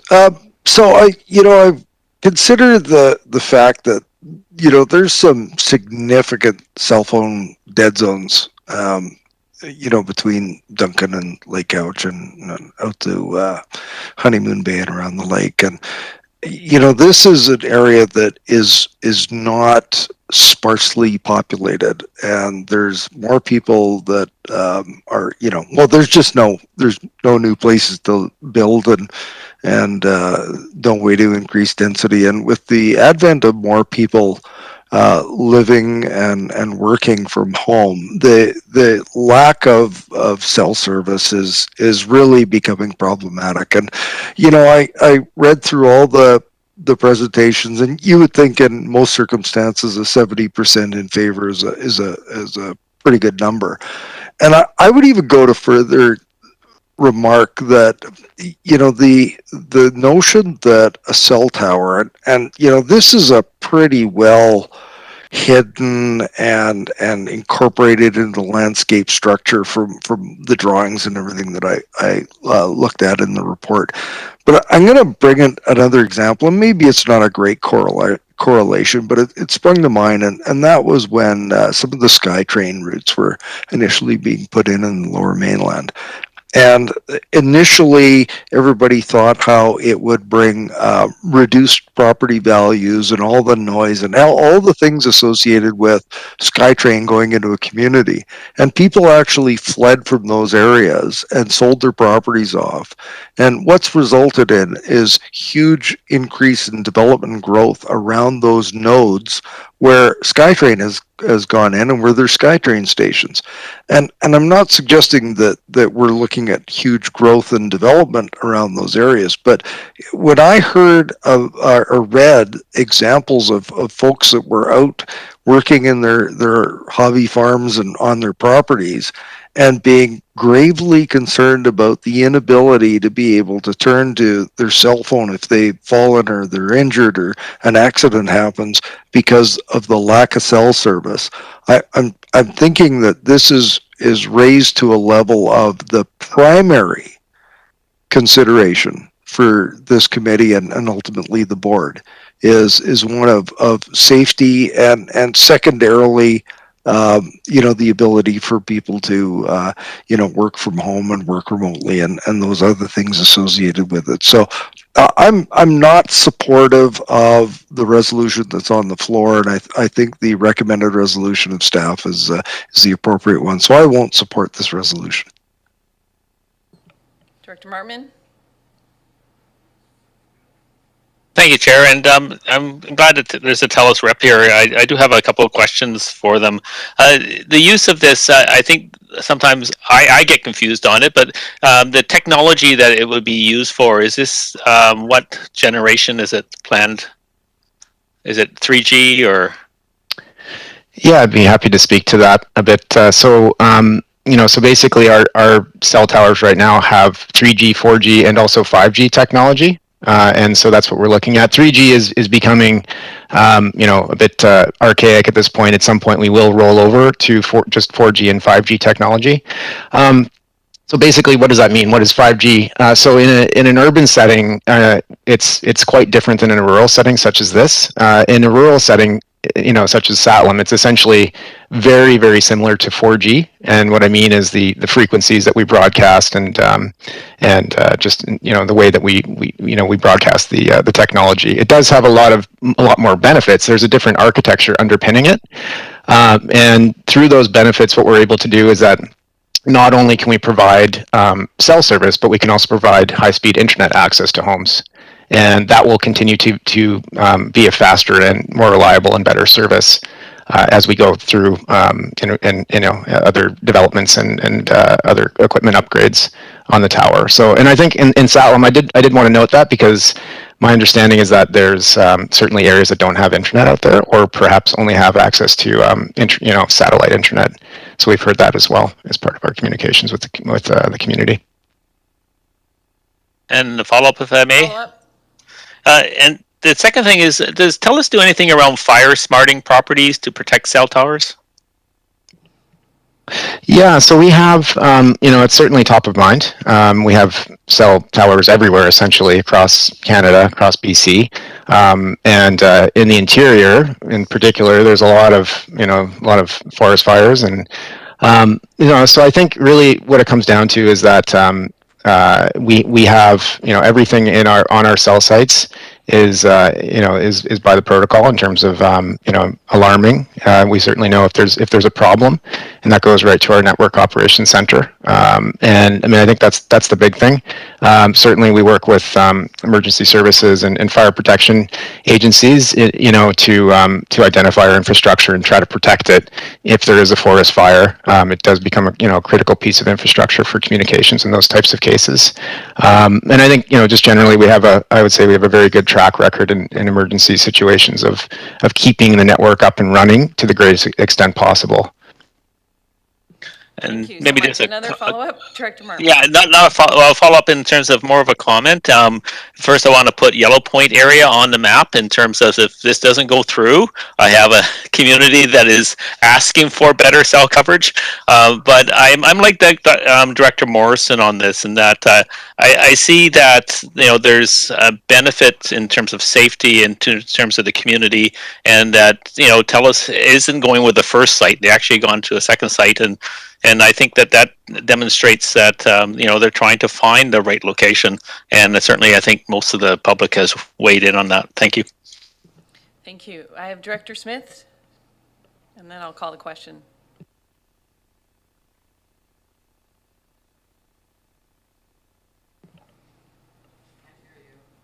Is your sound on? There you go.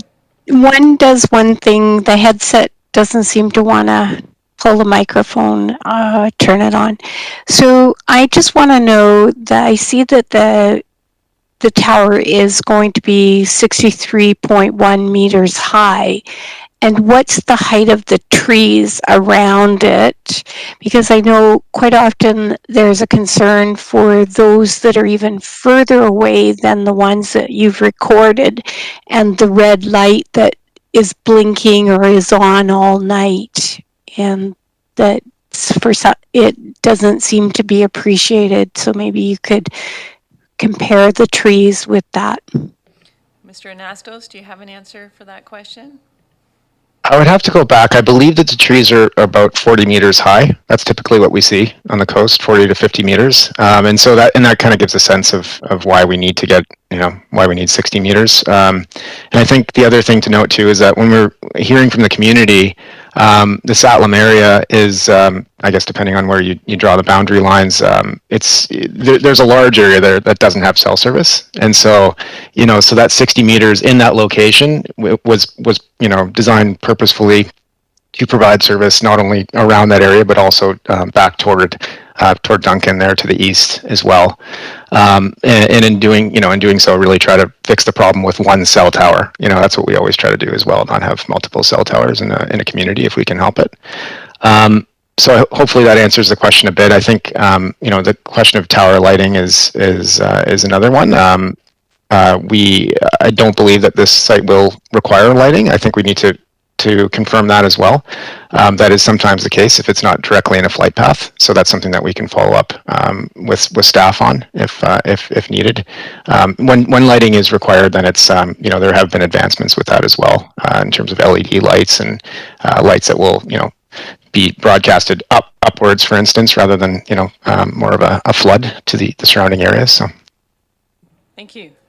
Director Nicholson, as the director of the area, do you have anything to close?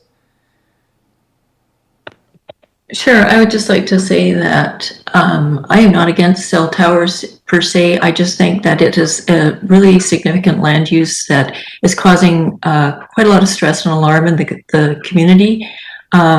We had a discussion at our community meeting last night about it, and those people that do live and will be affected close by are really do not want this there. And I think that it would be smart land use decision-making policy to put this decision off until we have a siting policy in place.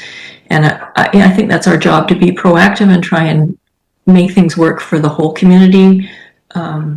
Yeah, so that's my position. Thank you.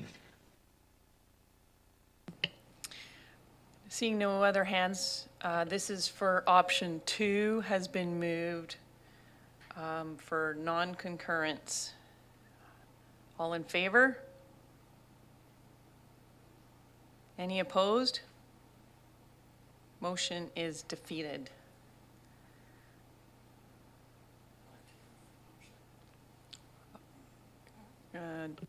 Director Nicholson? Yeah, I'd like to make a motion Okay, go that ahead. Following the completion of the CBRD connectivity strategy, which I believe is scheduled for July, that staff be directed to develop a cell phone tower siting policy for electoral areas.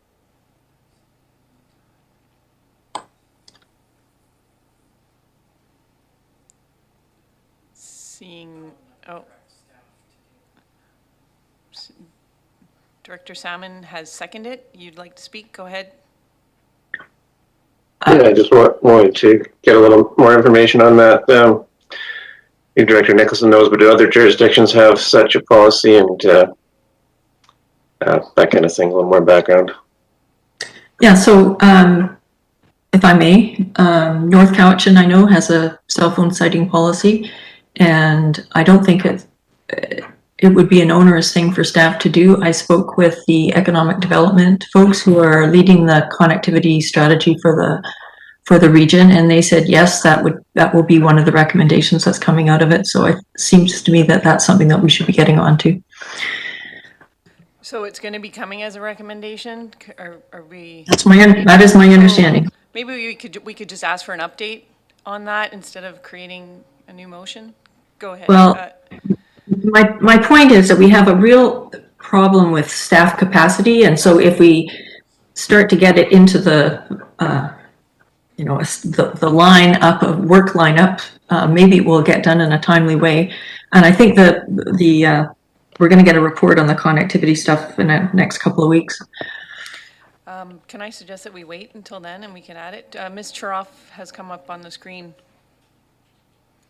Thank you, Madam Chair. I just wanted to inform the Electoral Area Services Committee that draft bylaw 4373, the modernized OCP draft bylaw, does already contain draft citing policies for telecommunications equipment. I believe Ms. Breen may be on this meeting and could speak further to that, but that language has already been drafted and is part of the MOCP document. Thank you. Okay. I have Director Kuhn, Nicholson.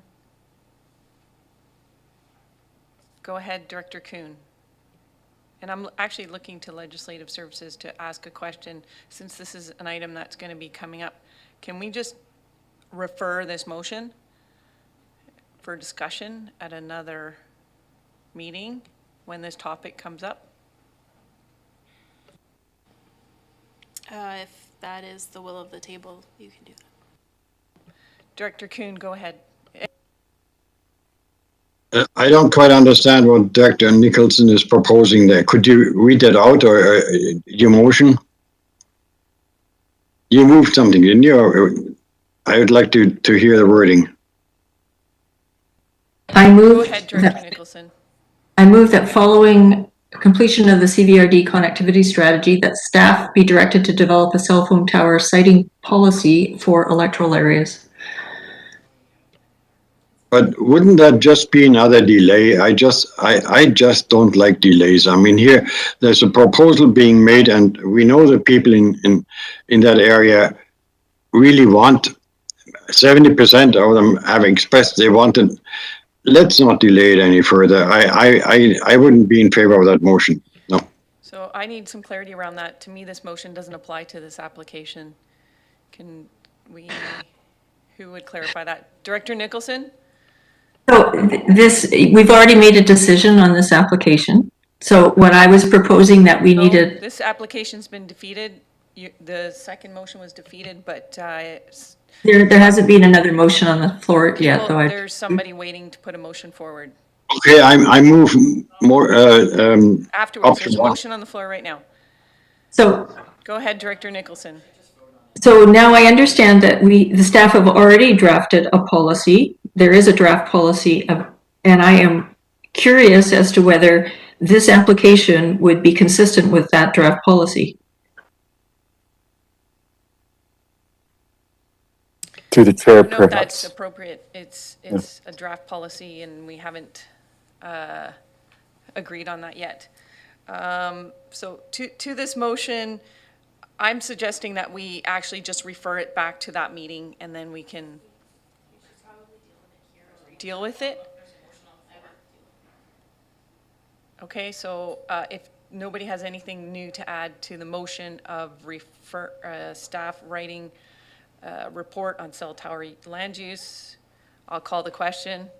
All in favor? Any opposed? Motion is defeated. And I move option 1. Okay, it's been moved and seconded. Any more discussion? This is on approval. Well, I'll get the original motion read.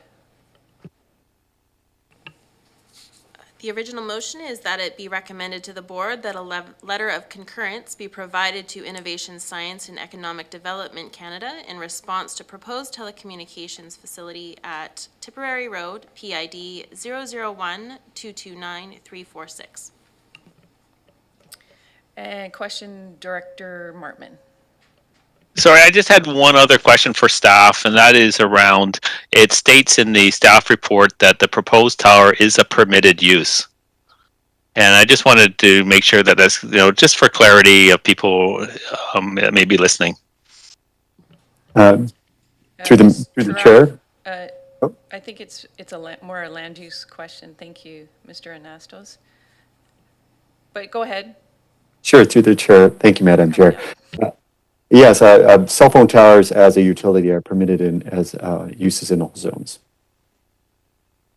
Thank you, Chair. Thank you. Thank you. Seeing no other hands, I'll call the question. All in favor? Any opposed? Director Nicholson is opposed. Thank you. We're moving on to the next item. Ms. Ferguson.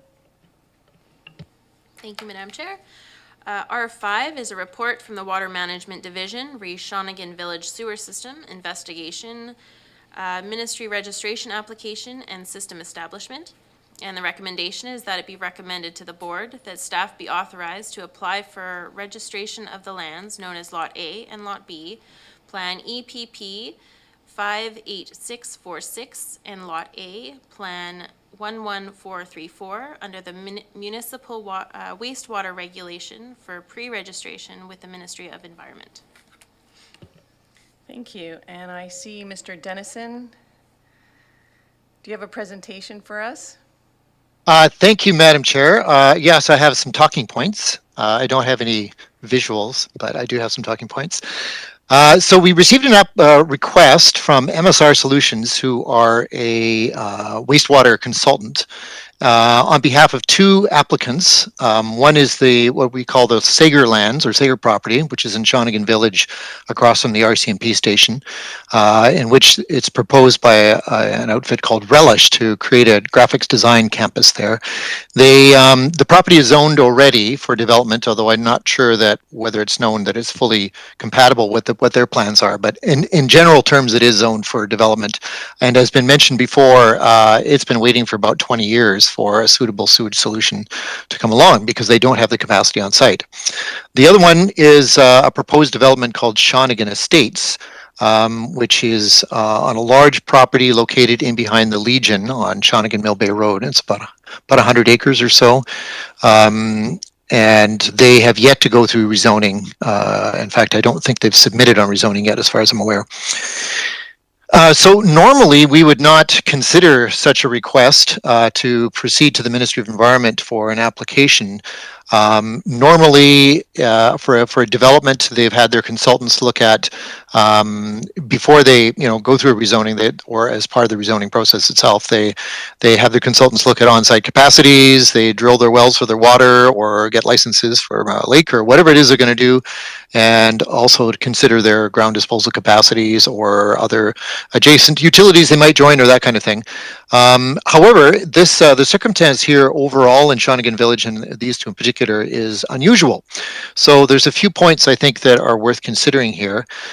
First of all, as mentioned, neither of the two properties have conditions on site, and it's been well explored, and they absolutely do not have the ability to provide for discharge within their areas.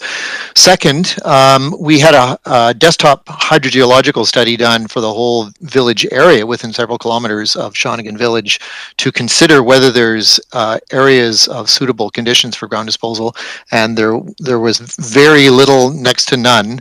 We followed up with some testing work, and one possible site ended up being not suitable, and so we're unaware of any other viable locations for ground discharge in the area of Shawnigan Village. So there's no other possibilities that we're aware of.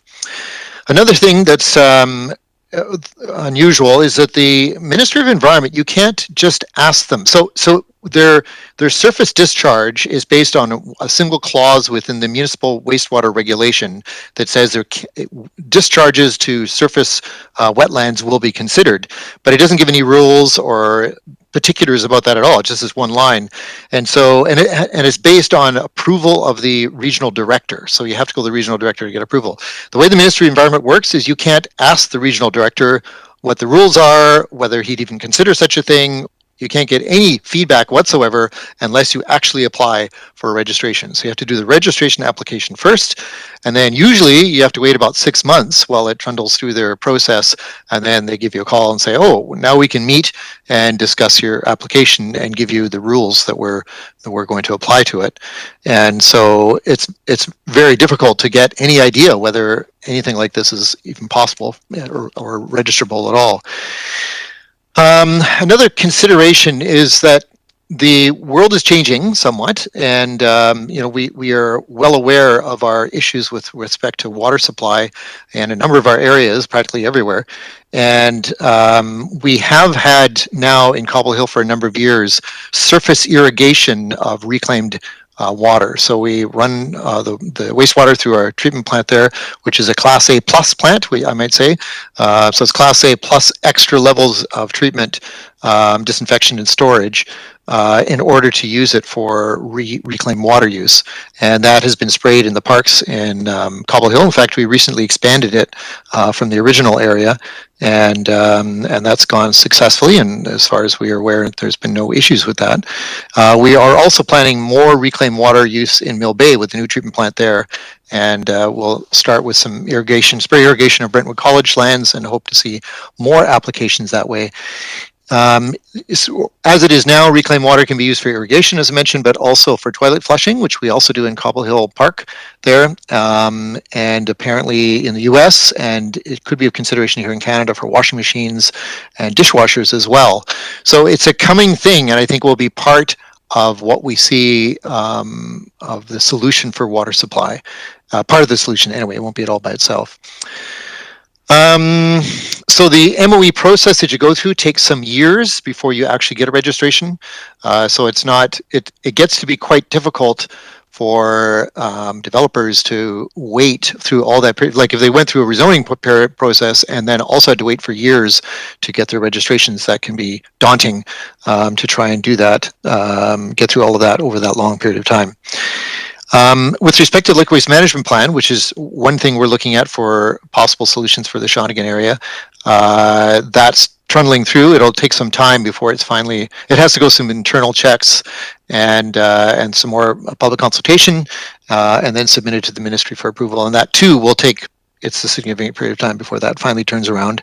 And in general, if we have some customer base already in the Shawnigan area, that's going to help support any kind of future interconnects or anything like that that's envisioned under the plan. So that's a plus in the long term for that. And that, Madam Chair, are some things to consider in this unusual application. So, Mr. Dennison, what about, there was mention of service areas and some bylaws ahead of time. Can you explain that a little bit? Well, we wouldn't need that. So right now there wouldn't be, we wouldn't need to establish the bylaws. Now, let me think about that. Normally, we create service areas for new developments, obviously, every time, and then sometimes that's an extension. You know, if there's an existing service nearby. I don't believe we have to create those service areas in order to apply to the ministry. That would not be a requirement. I don't think I can check more on that with legislative services upstairs, but I don't believe that would be a requirement. So we can proceed with the application. If that's not, it's tricky these days. We're very short in staff upstairs, so it's hard to get these kind of tricky answers where it's not something we routinely do. So that may take a bit of time, but I can get back on that. So I see you, Director Wilson, as the director of the area. I'm just going to go first, and then I'll give you the floor. It is true the Sager property has been trying to be developed for 20 years, and we've had a lot of, there's no doubt that the community wants that. We've spent a lot of time talking about it. Although the community has never once talked about the fact that if we're willing to develop 500 units on 100 acres in exchange for developing the Sager property. So as far as being the director, what I care most about is doing what's right for the community. And I am a very skilled negotiator, and starting a process of negotiation by pre-approving 500 doors, I am not comfortable with and does not put the community in a good situation. So I do not support what's being proposed here, and I will go to Director Wilson.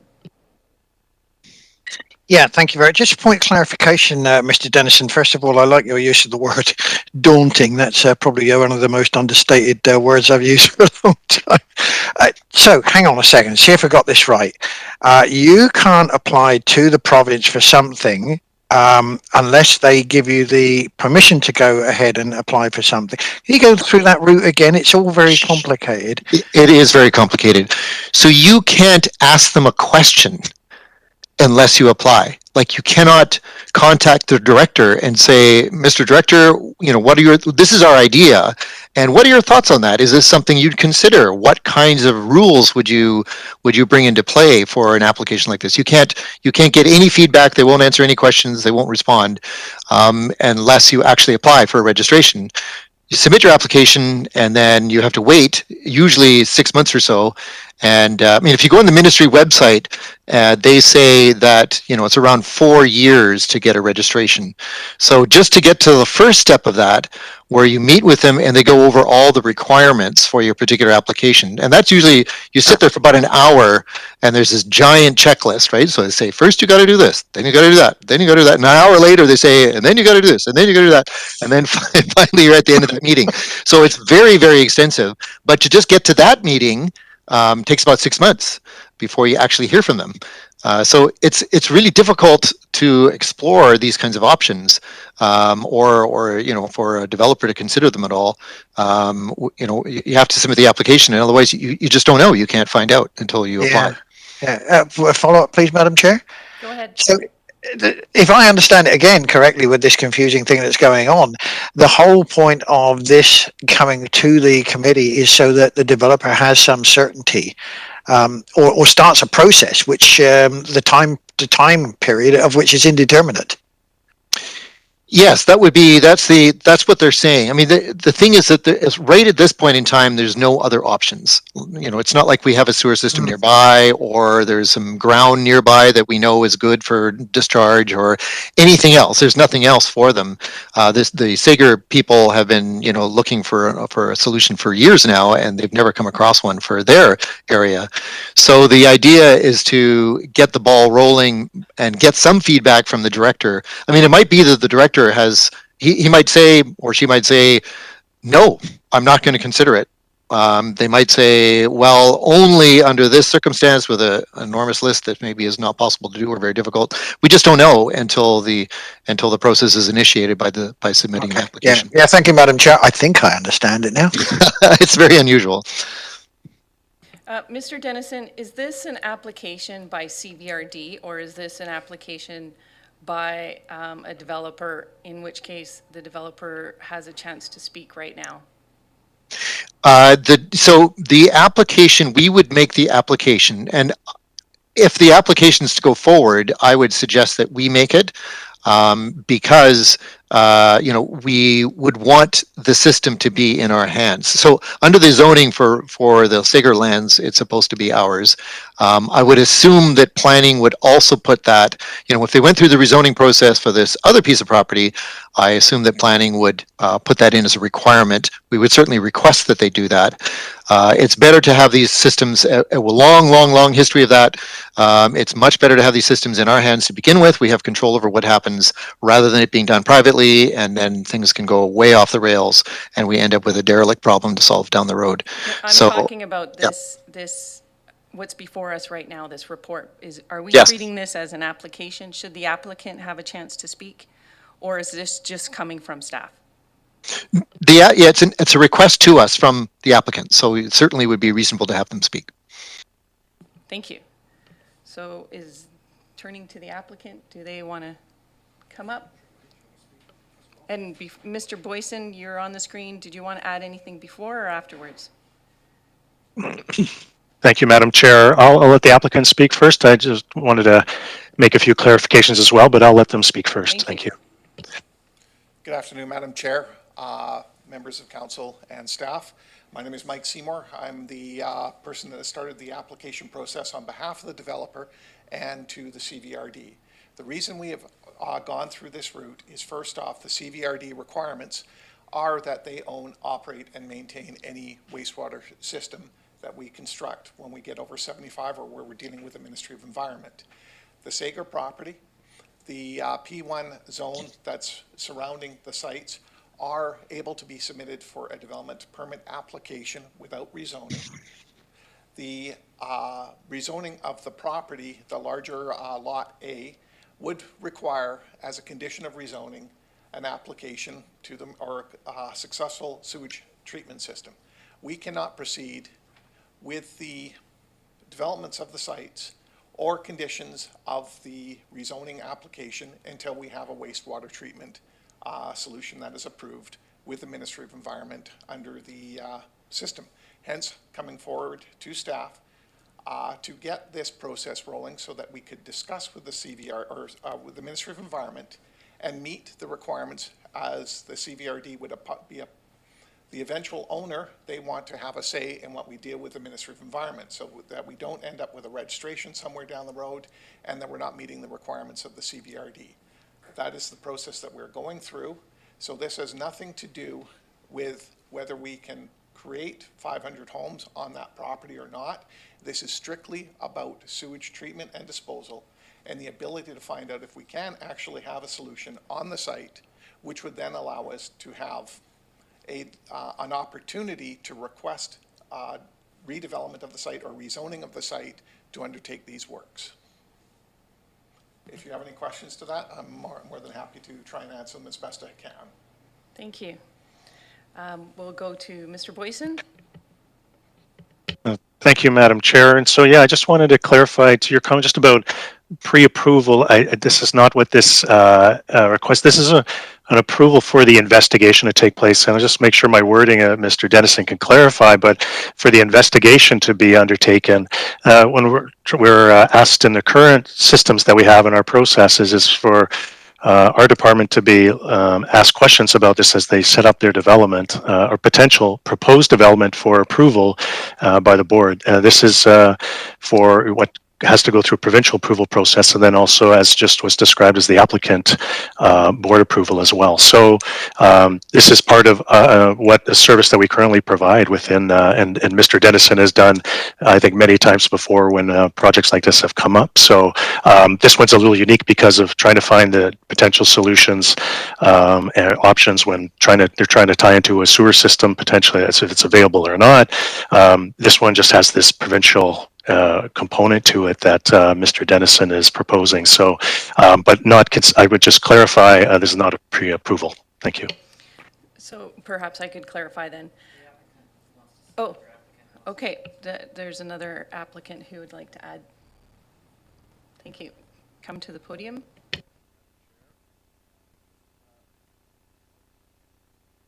Push once to talk. There we go. Thank you, Madam Chair, members of the board. I also wanted to just clarify a point that that you raised, which is the 500 units of housing which you referenced.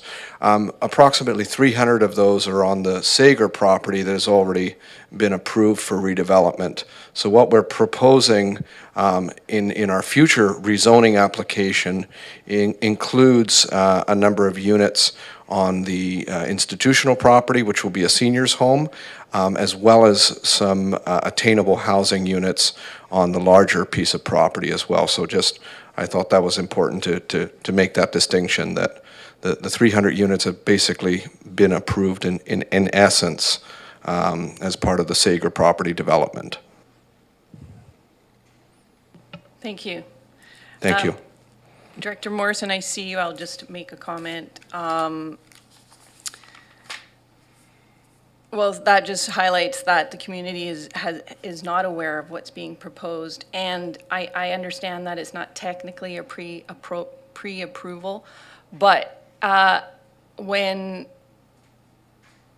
time and money is spent and a number is suggested, if the community in the end it does not support that kind of number, there's a too bad, so sad. We've already spent the money. It's kind of, it sets an expectation. It's precedent setting. This is not a normal way to set this process, and the community is not aware of what's being completely proposed. So I still have a lot of concerns in that regard when there was a public meeting, but a lot of concerns haven't been addressed yet. So I think if the CBRD is supporting moving forward, then we are supporting the end result.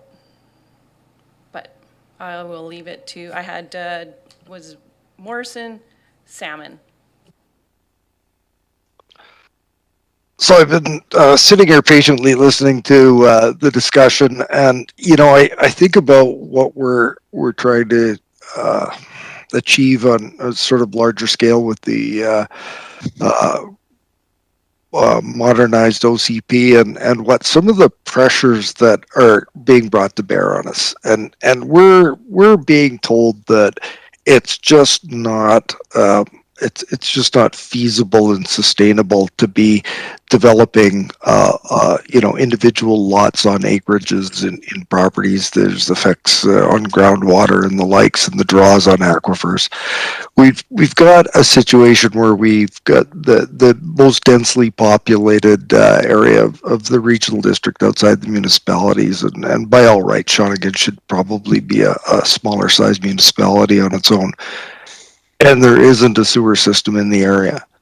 And looking at this, and I can understand the hesitancy and the likes, but sometimes when we as leaders sit around this table and are looking at opportunities like this to explore and determine what we all basically agree is the future of growth and development in the Cowichan Valley in the rural areas is going to have to be linked to adequate water supplies and proper sewage disposal.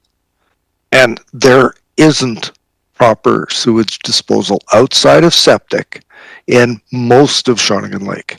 And we're talking about near the core. And I'm looking at this thinking, the area director has expressed a concern to ensure that the community is made well aware of the intricacies of and details of some of this development. But I'm sitting back looking at this, and I've done a little bit of this work in my area between Missachi Lake and Honeymoon Bay, and this sounds to me like a really prudent and smart thing to do, to begin the investigation, to ask the questions, to look to the province to say, if and how and when we were to do these things. And the bonus in this is if the work is done, then we've got some concrete facts and information to bring to the community to solidify and to reinform and to bring a better understanding to the community. And I almost go back to the ANOVA report in that we didn't know what we didn't know then. And that ANOVA report brought a whole bunch of clarity to the entire region as to what some of the sewer and water issues would be. I think this is an opportunity to proceed with investigation and to get some of that detail for something that desperately needs, for an area that desperately needs some sewer infrastructure. And let's face it, running a pipe all the way down Shawnigan Mill Bay Road to the other systems down there, which have consolidated to provide, infrastructure for the Mill Bay area.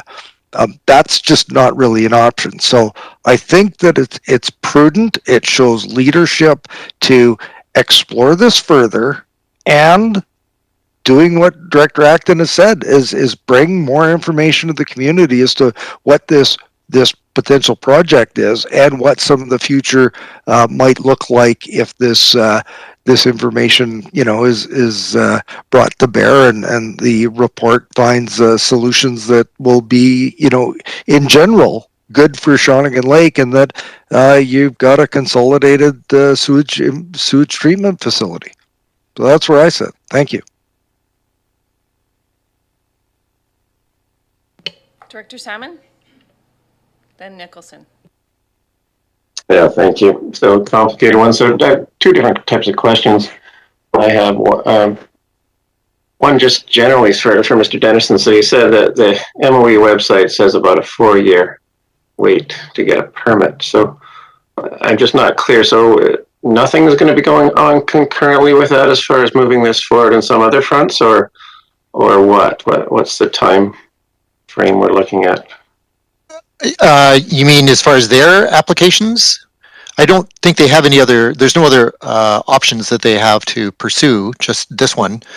As far as I know, there's nothing else other than the liquor waste management plan, which also has a lot of implications. Takes some time. It has to go through quite a bit of process internally, and there's public consultation, and that has to be submitted, and then the province has to approve it.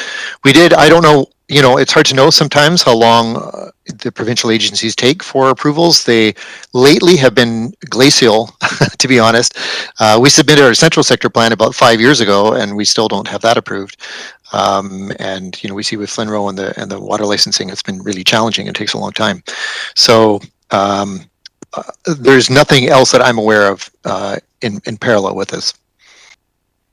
Okay, so just to follow up, so I went to the open house last night, and all the plans and the storyboards and everything, and it all looked interesting. Yeah, maybe I'm not clear, so I'm still not here. Like, nothing will go anywhere with any of that for at least 4 years if they need the permit first. They would need the permit first, so there's no way for them to. And the same with the Sager property. There is no other option. There's nothing that they can do until they get that registration. Interesting. Yes, because even the very first home, the very first drop of wastewater flow needs to go, to a proper facility. So, and for both those properties, they don't have those capacities. Now, there might be a little wrinkle in there. There's maybe the proponent can answer this. There was some discussion about. Sorry, there might be a little bit of a correction. There can be a filing, it's called, under Island Health for 15 or so properties. So that could be, there might have some initial phase of that scale.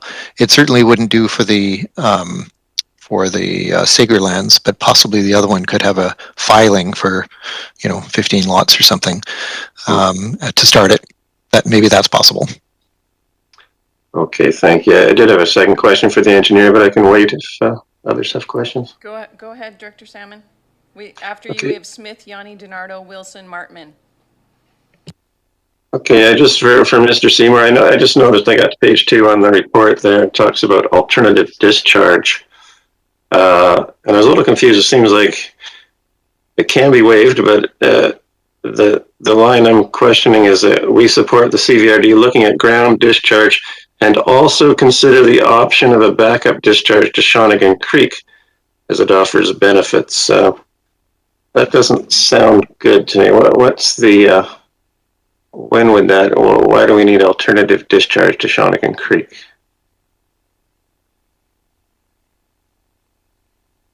Is the engineer still there unless Mr. Dennison knows? Mr. Dennison, is that a question for yourself? Well, one part of it I know. So there was reference made. There was a property that we had hopes for in the Shawnigan Village area that appeared from the desktop study we did. The hydrogeological desktop study appeared to have potential for capacity on site, suitable soil conditions.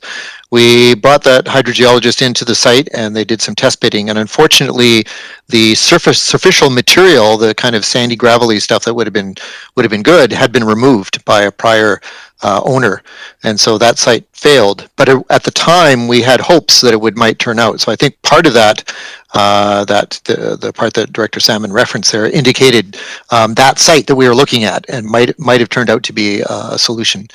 But as it turns out, that failed. So that's out. I'm not quite sure on the use of the term alternative to Shawnigan Creek.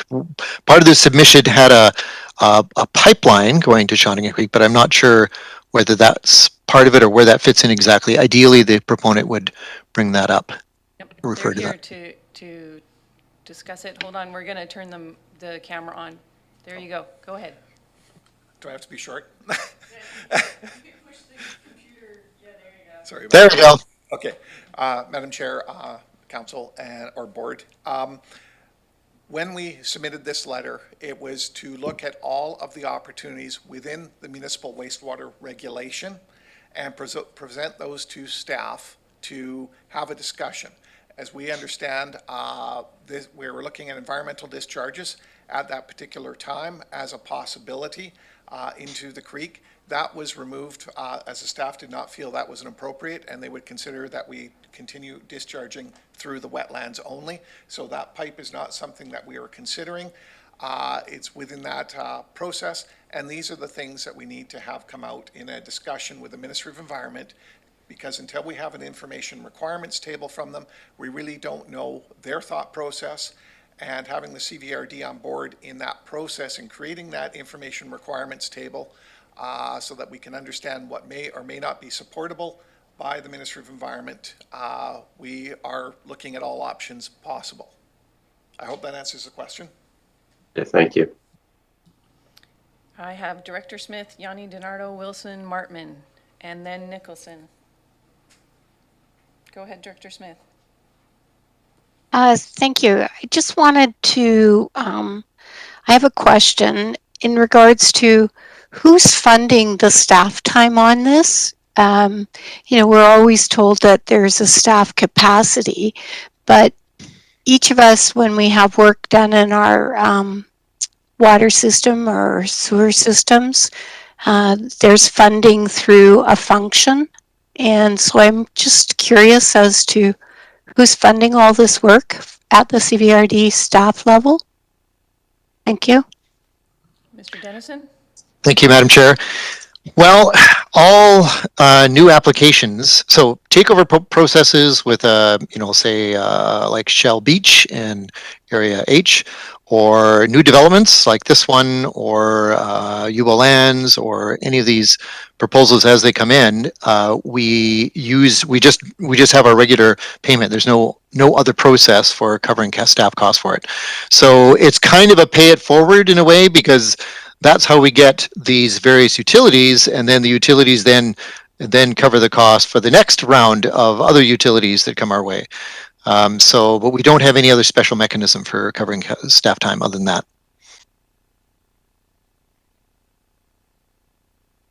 Follow up, Director Smith. So what function is this staff time being covered under? Mr. Dennison? Sure. So how we are the staff time, the inside staff time for our water management group, our utilities group, is all our staff time is allocated to one, kind of clearinghouse budget, and that's allocated to all of our properties. So all the internal staff time is divided up by properties that we serve already in our sewer and water utilities. and that's how it's allocated. So there's kind of we add all that cost and we divide it by all the properties, and so there's a flat rate that each property pays through their regular fees that they pay, so their parcel tax or user fees that they pay. And then that all goes into one pot, and then that's the pot that pays for inside staff time. For outside staff time, they actually record their hours spent at each utility as they move around, but it's years ago it was decided that didn't work for inside staff time, so that's how it's allocated. Thank you. Next I have Director Yanni DiNardo. Thank you. This is a question for Mr. Dennison. So the village core, would this help the village core? Because is that not one thing that Shawnigan has been lacking, is proper sewer system? I know it's their drinking water, and I understand there's a lot of septic systems all around the lake. So this system that you're researching or trying to get through MOE, the application, will it be helpful to the village core and other areas that are lacking sewer system, not just these developments? Madam Chair, thank you. So the application, the intent that they've indicated is that there will be additional capacity in their system that they'll construct to permit additional connections in the village area. So there would be some direct potential benefit that way. And then the other element is that in general for our utilities, especially when we're considering expansions or things of that nature, or uniting them, you kind of need to start somewhere. You need an initial service population, and then you can make changes or expand from there. So an example of that is in Mill Bay, where we had 4 utilities. We still have 4 utilities, and based on the Mill Springs treatment plant and their great disposal capacity that they have, we were able to get the grant and now are able to unite those 4 CVRD systems, as well as about 15 partners in the area. So new developments, existing, Brentwood College, or some of the developments in the area, commercials and whatnot, and a number of which have problems, significant problems with their existing systems. So we're able to tidy up a lot of environmental, human health risks in the area and unite these systems. But you needed something to start with in order to get that going. It's very hard for us to start from scratch. So in the longer term, and this could also support implementation of the liquid waste management plan as well, because again, you've got a service population, service area that has some capacity to pay and whatnot. So that there is some benefit in the longer term for future sewerage in Shawnigan Village. Thank you. I have Director Wilson.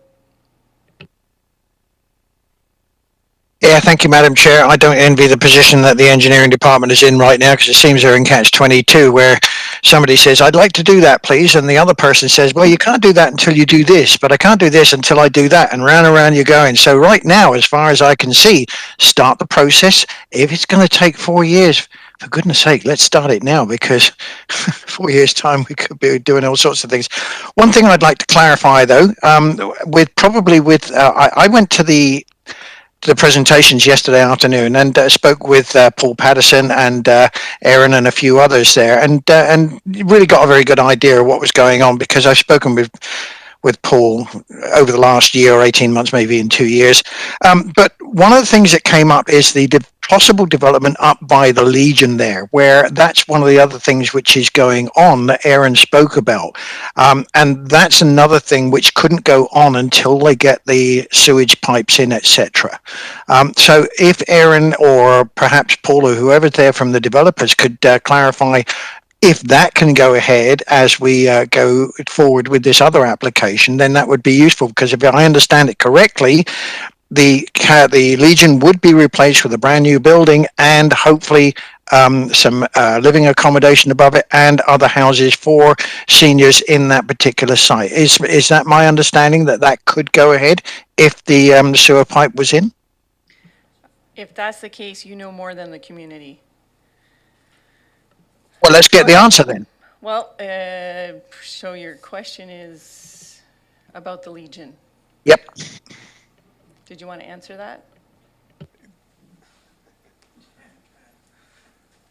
Thank you. Mike was going to answer a previous question, but to answer Your question, yes, we have been in discussions with the Legion. However, the institutional site, which is directly to the west of the Legion, would contain a seniors housing facility, and foreseeably any development within the Legion's property would also benefit from the wastewater plan which we have in place.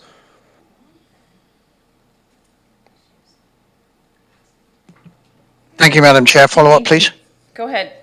Yeah, that was my understanding of it. So as far as I can see, let's start the process so that we can get these other much needed things in place as well. And Aaron, if for any reason I've mentioned anything that I shouldn't have done here, I deeply apologize, but I think this needs to be said too. The thing that there are some very needed accommodation plans in the area which depend on the treatment plant. Not at all. Everything that we present today and that we speak about in the community is completely transparent. There are no hidden agendas, and perhaps in contrast to other proposals, we really do not have any other desire but to make a project that's going to benefit the community. Obviously, we're not doing this for charity, but we are also doing this with a very strong social conscience in mind. So there is a housing crisis that we are trying to address, and as part of our proposal, we've included that, but not to diverge into what would be the rezoning part of our next application. Yeah, thank you, Madam Chair. Thank you, Dale. Thank you. Director Nicholson? Thank you. So what I've heard to this afternoon is that there is some concern about the community. This seems to be getting ahead of where the community is at as far as what they understand or they have expressed as how Shawnigan will develop. And we are addressing that one, I hope, through the official community plan modernization. And those discussions are ongoing, and hopefully over the next couple of years, that will all be confirmed. I've heard from our engineering staff that it would be important to get going on exploring this whole issue of sewer in Shawnigan, because we don't have sewer and we really need sewer. So this is an opportunity that's come knocking that says this is an opportunity that maybe we could join together and do some exploration. And then I also hear from on the development side that there are some fairly concrete plans about how they would like to move ahead on some major development, which takes me back around to the community front, where the community doesn't seem to be hooked into. So I am wondering, I mean, I understand that it would be good to get exploring, but I'm wondering how we can make sure that this connects back around in a timely way to the community on the OCP modernization, because I feel very strongly, like Director Acton, it is very important. Once you start going down a road, it's so easy just to get swept along, and it's important to make sure you're going down the right road at the beginning. And so I'm wondering how we can connect what we're talking about today with the OCP modernization, so that it can all happen in a copacetic way. And I guess that might be a question for staff. Question on the MOCP. I don't see staff coming up, but I'll make a comment to that, and I'm glad you brought that up, because we're getting a little ahead of ourselves, I think, with this application. I do not deny the fact that Shawnigan needs a solution for sewer, but when it's coming from the developers, there is an expectation attached to it. They're paying for it. That was in the report. And this land, and all I'm talking about, there hasn't been enough consultation with the community and asking what we want. There's obviously been some conversations outside of the community happening, and that these proposed 100 acres are not in the growth containment boundary. So they are proposed in the new MOCP. So the community has not even said yet that they agree to that. So this is just putting it too far ahead of the cart before the horse. I know that the community supports the Sager development property being developed, but at what cost? That's what we need to understand before we can support this, because essentially we are supporting the concept of something that we don't even understand yet. And so if it's going to take 4 years before we even know, what is some time of actually having conversations? I don't think, I support development that's thoughtful and realistic, and we need to figure that out. Is this thoughtful and is this realistic? May I answer that, Madam Chair? But the applicant would like to add some more to that. And then there's no motion on the floor, so we'll be going to the next item, or if somebody moves a motion. Thank you. Just to address some of what you had just referenced, the Sager development cannot move forward without this application. Our open house yesterday and this application is our invitation to CVRD and the community to engage in a meaningful discussion around these topics. We have invested a significant amount of time and money and taken on a lot of risk to try to have this conversation. All we want is the opportunity to follow the proper channels so that we can get the right determination on whether we can move forward with this. So for the Sager property to move forward to development, we need a wastewater solution, as you're aware. And for that to happen, the solution that has been determined by many people, not just us and the consultants that are part of the project, that solution is best resolved by a wastewater treatment plant on the 100 acres. And the 100 acres are 94 acres of 3 separate titles, which 2 titles are not having any rezoning. They just require development permit, 20 acres of ALR, which we will continue to use as ALR and intend to put a farm there. And the other is 6 acres of institutional land, which we plan to use as institutional. So yes, we understand that further discussions are necessary. And the community is understandably concerned about the outcomes, and we want to address those concerns. We want to have that discussion. But the first step is to not come up with a half-baked plan, which is why we've taken this long to produce what we did yesterday. That was our introduction to the community on a broader scale. And this application today just starts the ball rolling for us, and there will be significant further discussions that will obviously need to be had. Okay, I see Director Martman, Nicholson, Wilson. Thank you, Chair. Go ahead. Go ahead. You know, I see an AVICC resolution coming out of this because I think we're kind of pushed up against a rock and a hard place because of a process set by MOE. That, you know, and I recognize Director Nicholson's sort of summary of it because I hear the same thing of what we've been hearing or observing.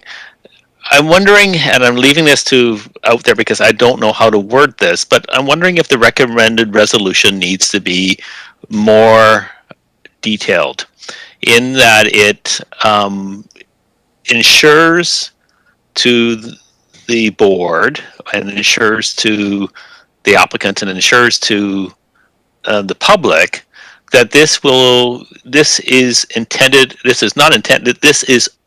is a process that has to follow a prescribed path such that it will now allow an application for whether, I'm not sure if it's rezoning, development, or what it is, but nothing else will proceed until that happens. I don't know necessarily the answer, but I'm wondering if there is a way to provide that layer that would give the public the assurances.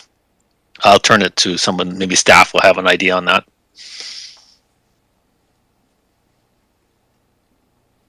I don't see anyone jumping to answer that. Okay. Okay, So- go ahead, Mr. Dennison. Well, I'm just wondering if a statement of without prejudice would be worthwhile to put in there. Would that be without prejudice to any considerations of zoning, rezoning process or something of that nature might be, to put that right in there might give some comfort to people. I don't know.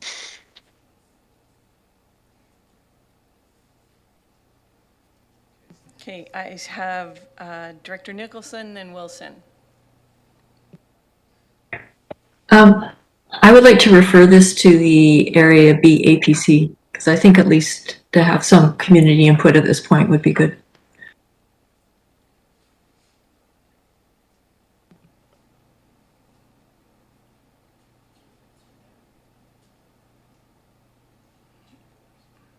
Is that a seconder? Director Salmon has seconded it. So on a referral motion to the APC. Seeing no comments. I'll call the question. All in favor? Any opposed? Motion carries. Next item. Point of order, Madam Chair. Is that it? Yes. That's the end of that discussion? Yep, matter's been referred to the APC and staff will connect with the developers. Okay. Next item, Madam Chair, is a report, R6, report from the Water Management Division, re-budget amendment UBO water system emergency generator. And the recommendation is that it be recommended to the board that within the 2022 budget for function 653 UBO water system, $40,000 of approved capital expenditures be reallocated from the dam decommissioning project to the installation of an emergency generator for the Hemlock Booster Station. That's been moved and seconded. Any further comments? Director Smith. I just had a question for the director of the area. Does this then change for your dam decommissioning project? Will you need additional funds for that at some point, or has the decommissioning no longer happening? I just wanted to figure that one out. Thanks. Yeah, maybe Brian Dennison cannot. He has a better answer than I do. By your leave, Madam Chair. Go ahead. So the money that we had set in the budget was just for the initial study, and we had allowed $200,000, but we're pretty certain that it's a pretty small dam. It's not that complex, and so just to do the study work to identify, and it's just removal, so there's no sort of capital cost to build things or anything. We just got to get it out of there. And so, we assume that in the study, there's not that much work to do. There's a few environmental considerations and probably some timing of when it needs to be done and methodology, and that's about it. So we think leaving $160,000 is plenty for that study work. And then the actual cost for the work itself will be significantly more, and we'll have to budget for that in future. But at this point, this is money identified for the study part of things. Director Smith. Just to follow up, for Director Kuhn, we're all going to be jealous that you're going to have a water system that'll continue to run when we have a power outage. So we're all coming to you, Bo, to get water. That is a pumping station just for a specific area. It's not for the whole of Yubo. Anyway, seeing no other questions, we can't have too much fun here, people. I'll call the question. All in favor? Any opposed?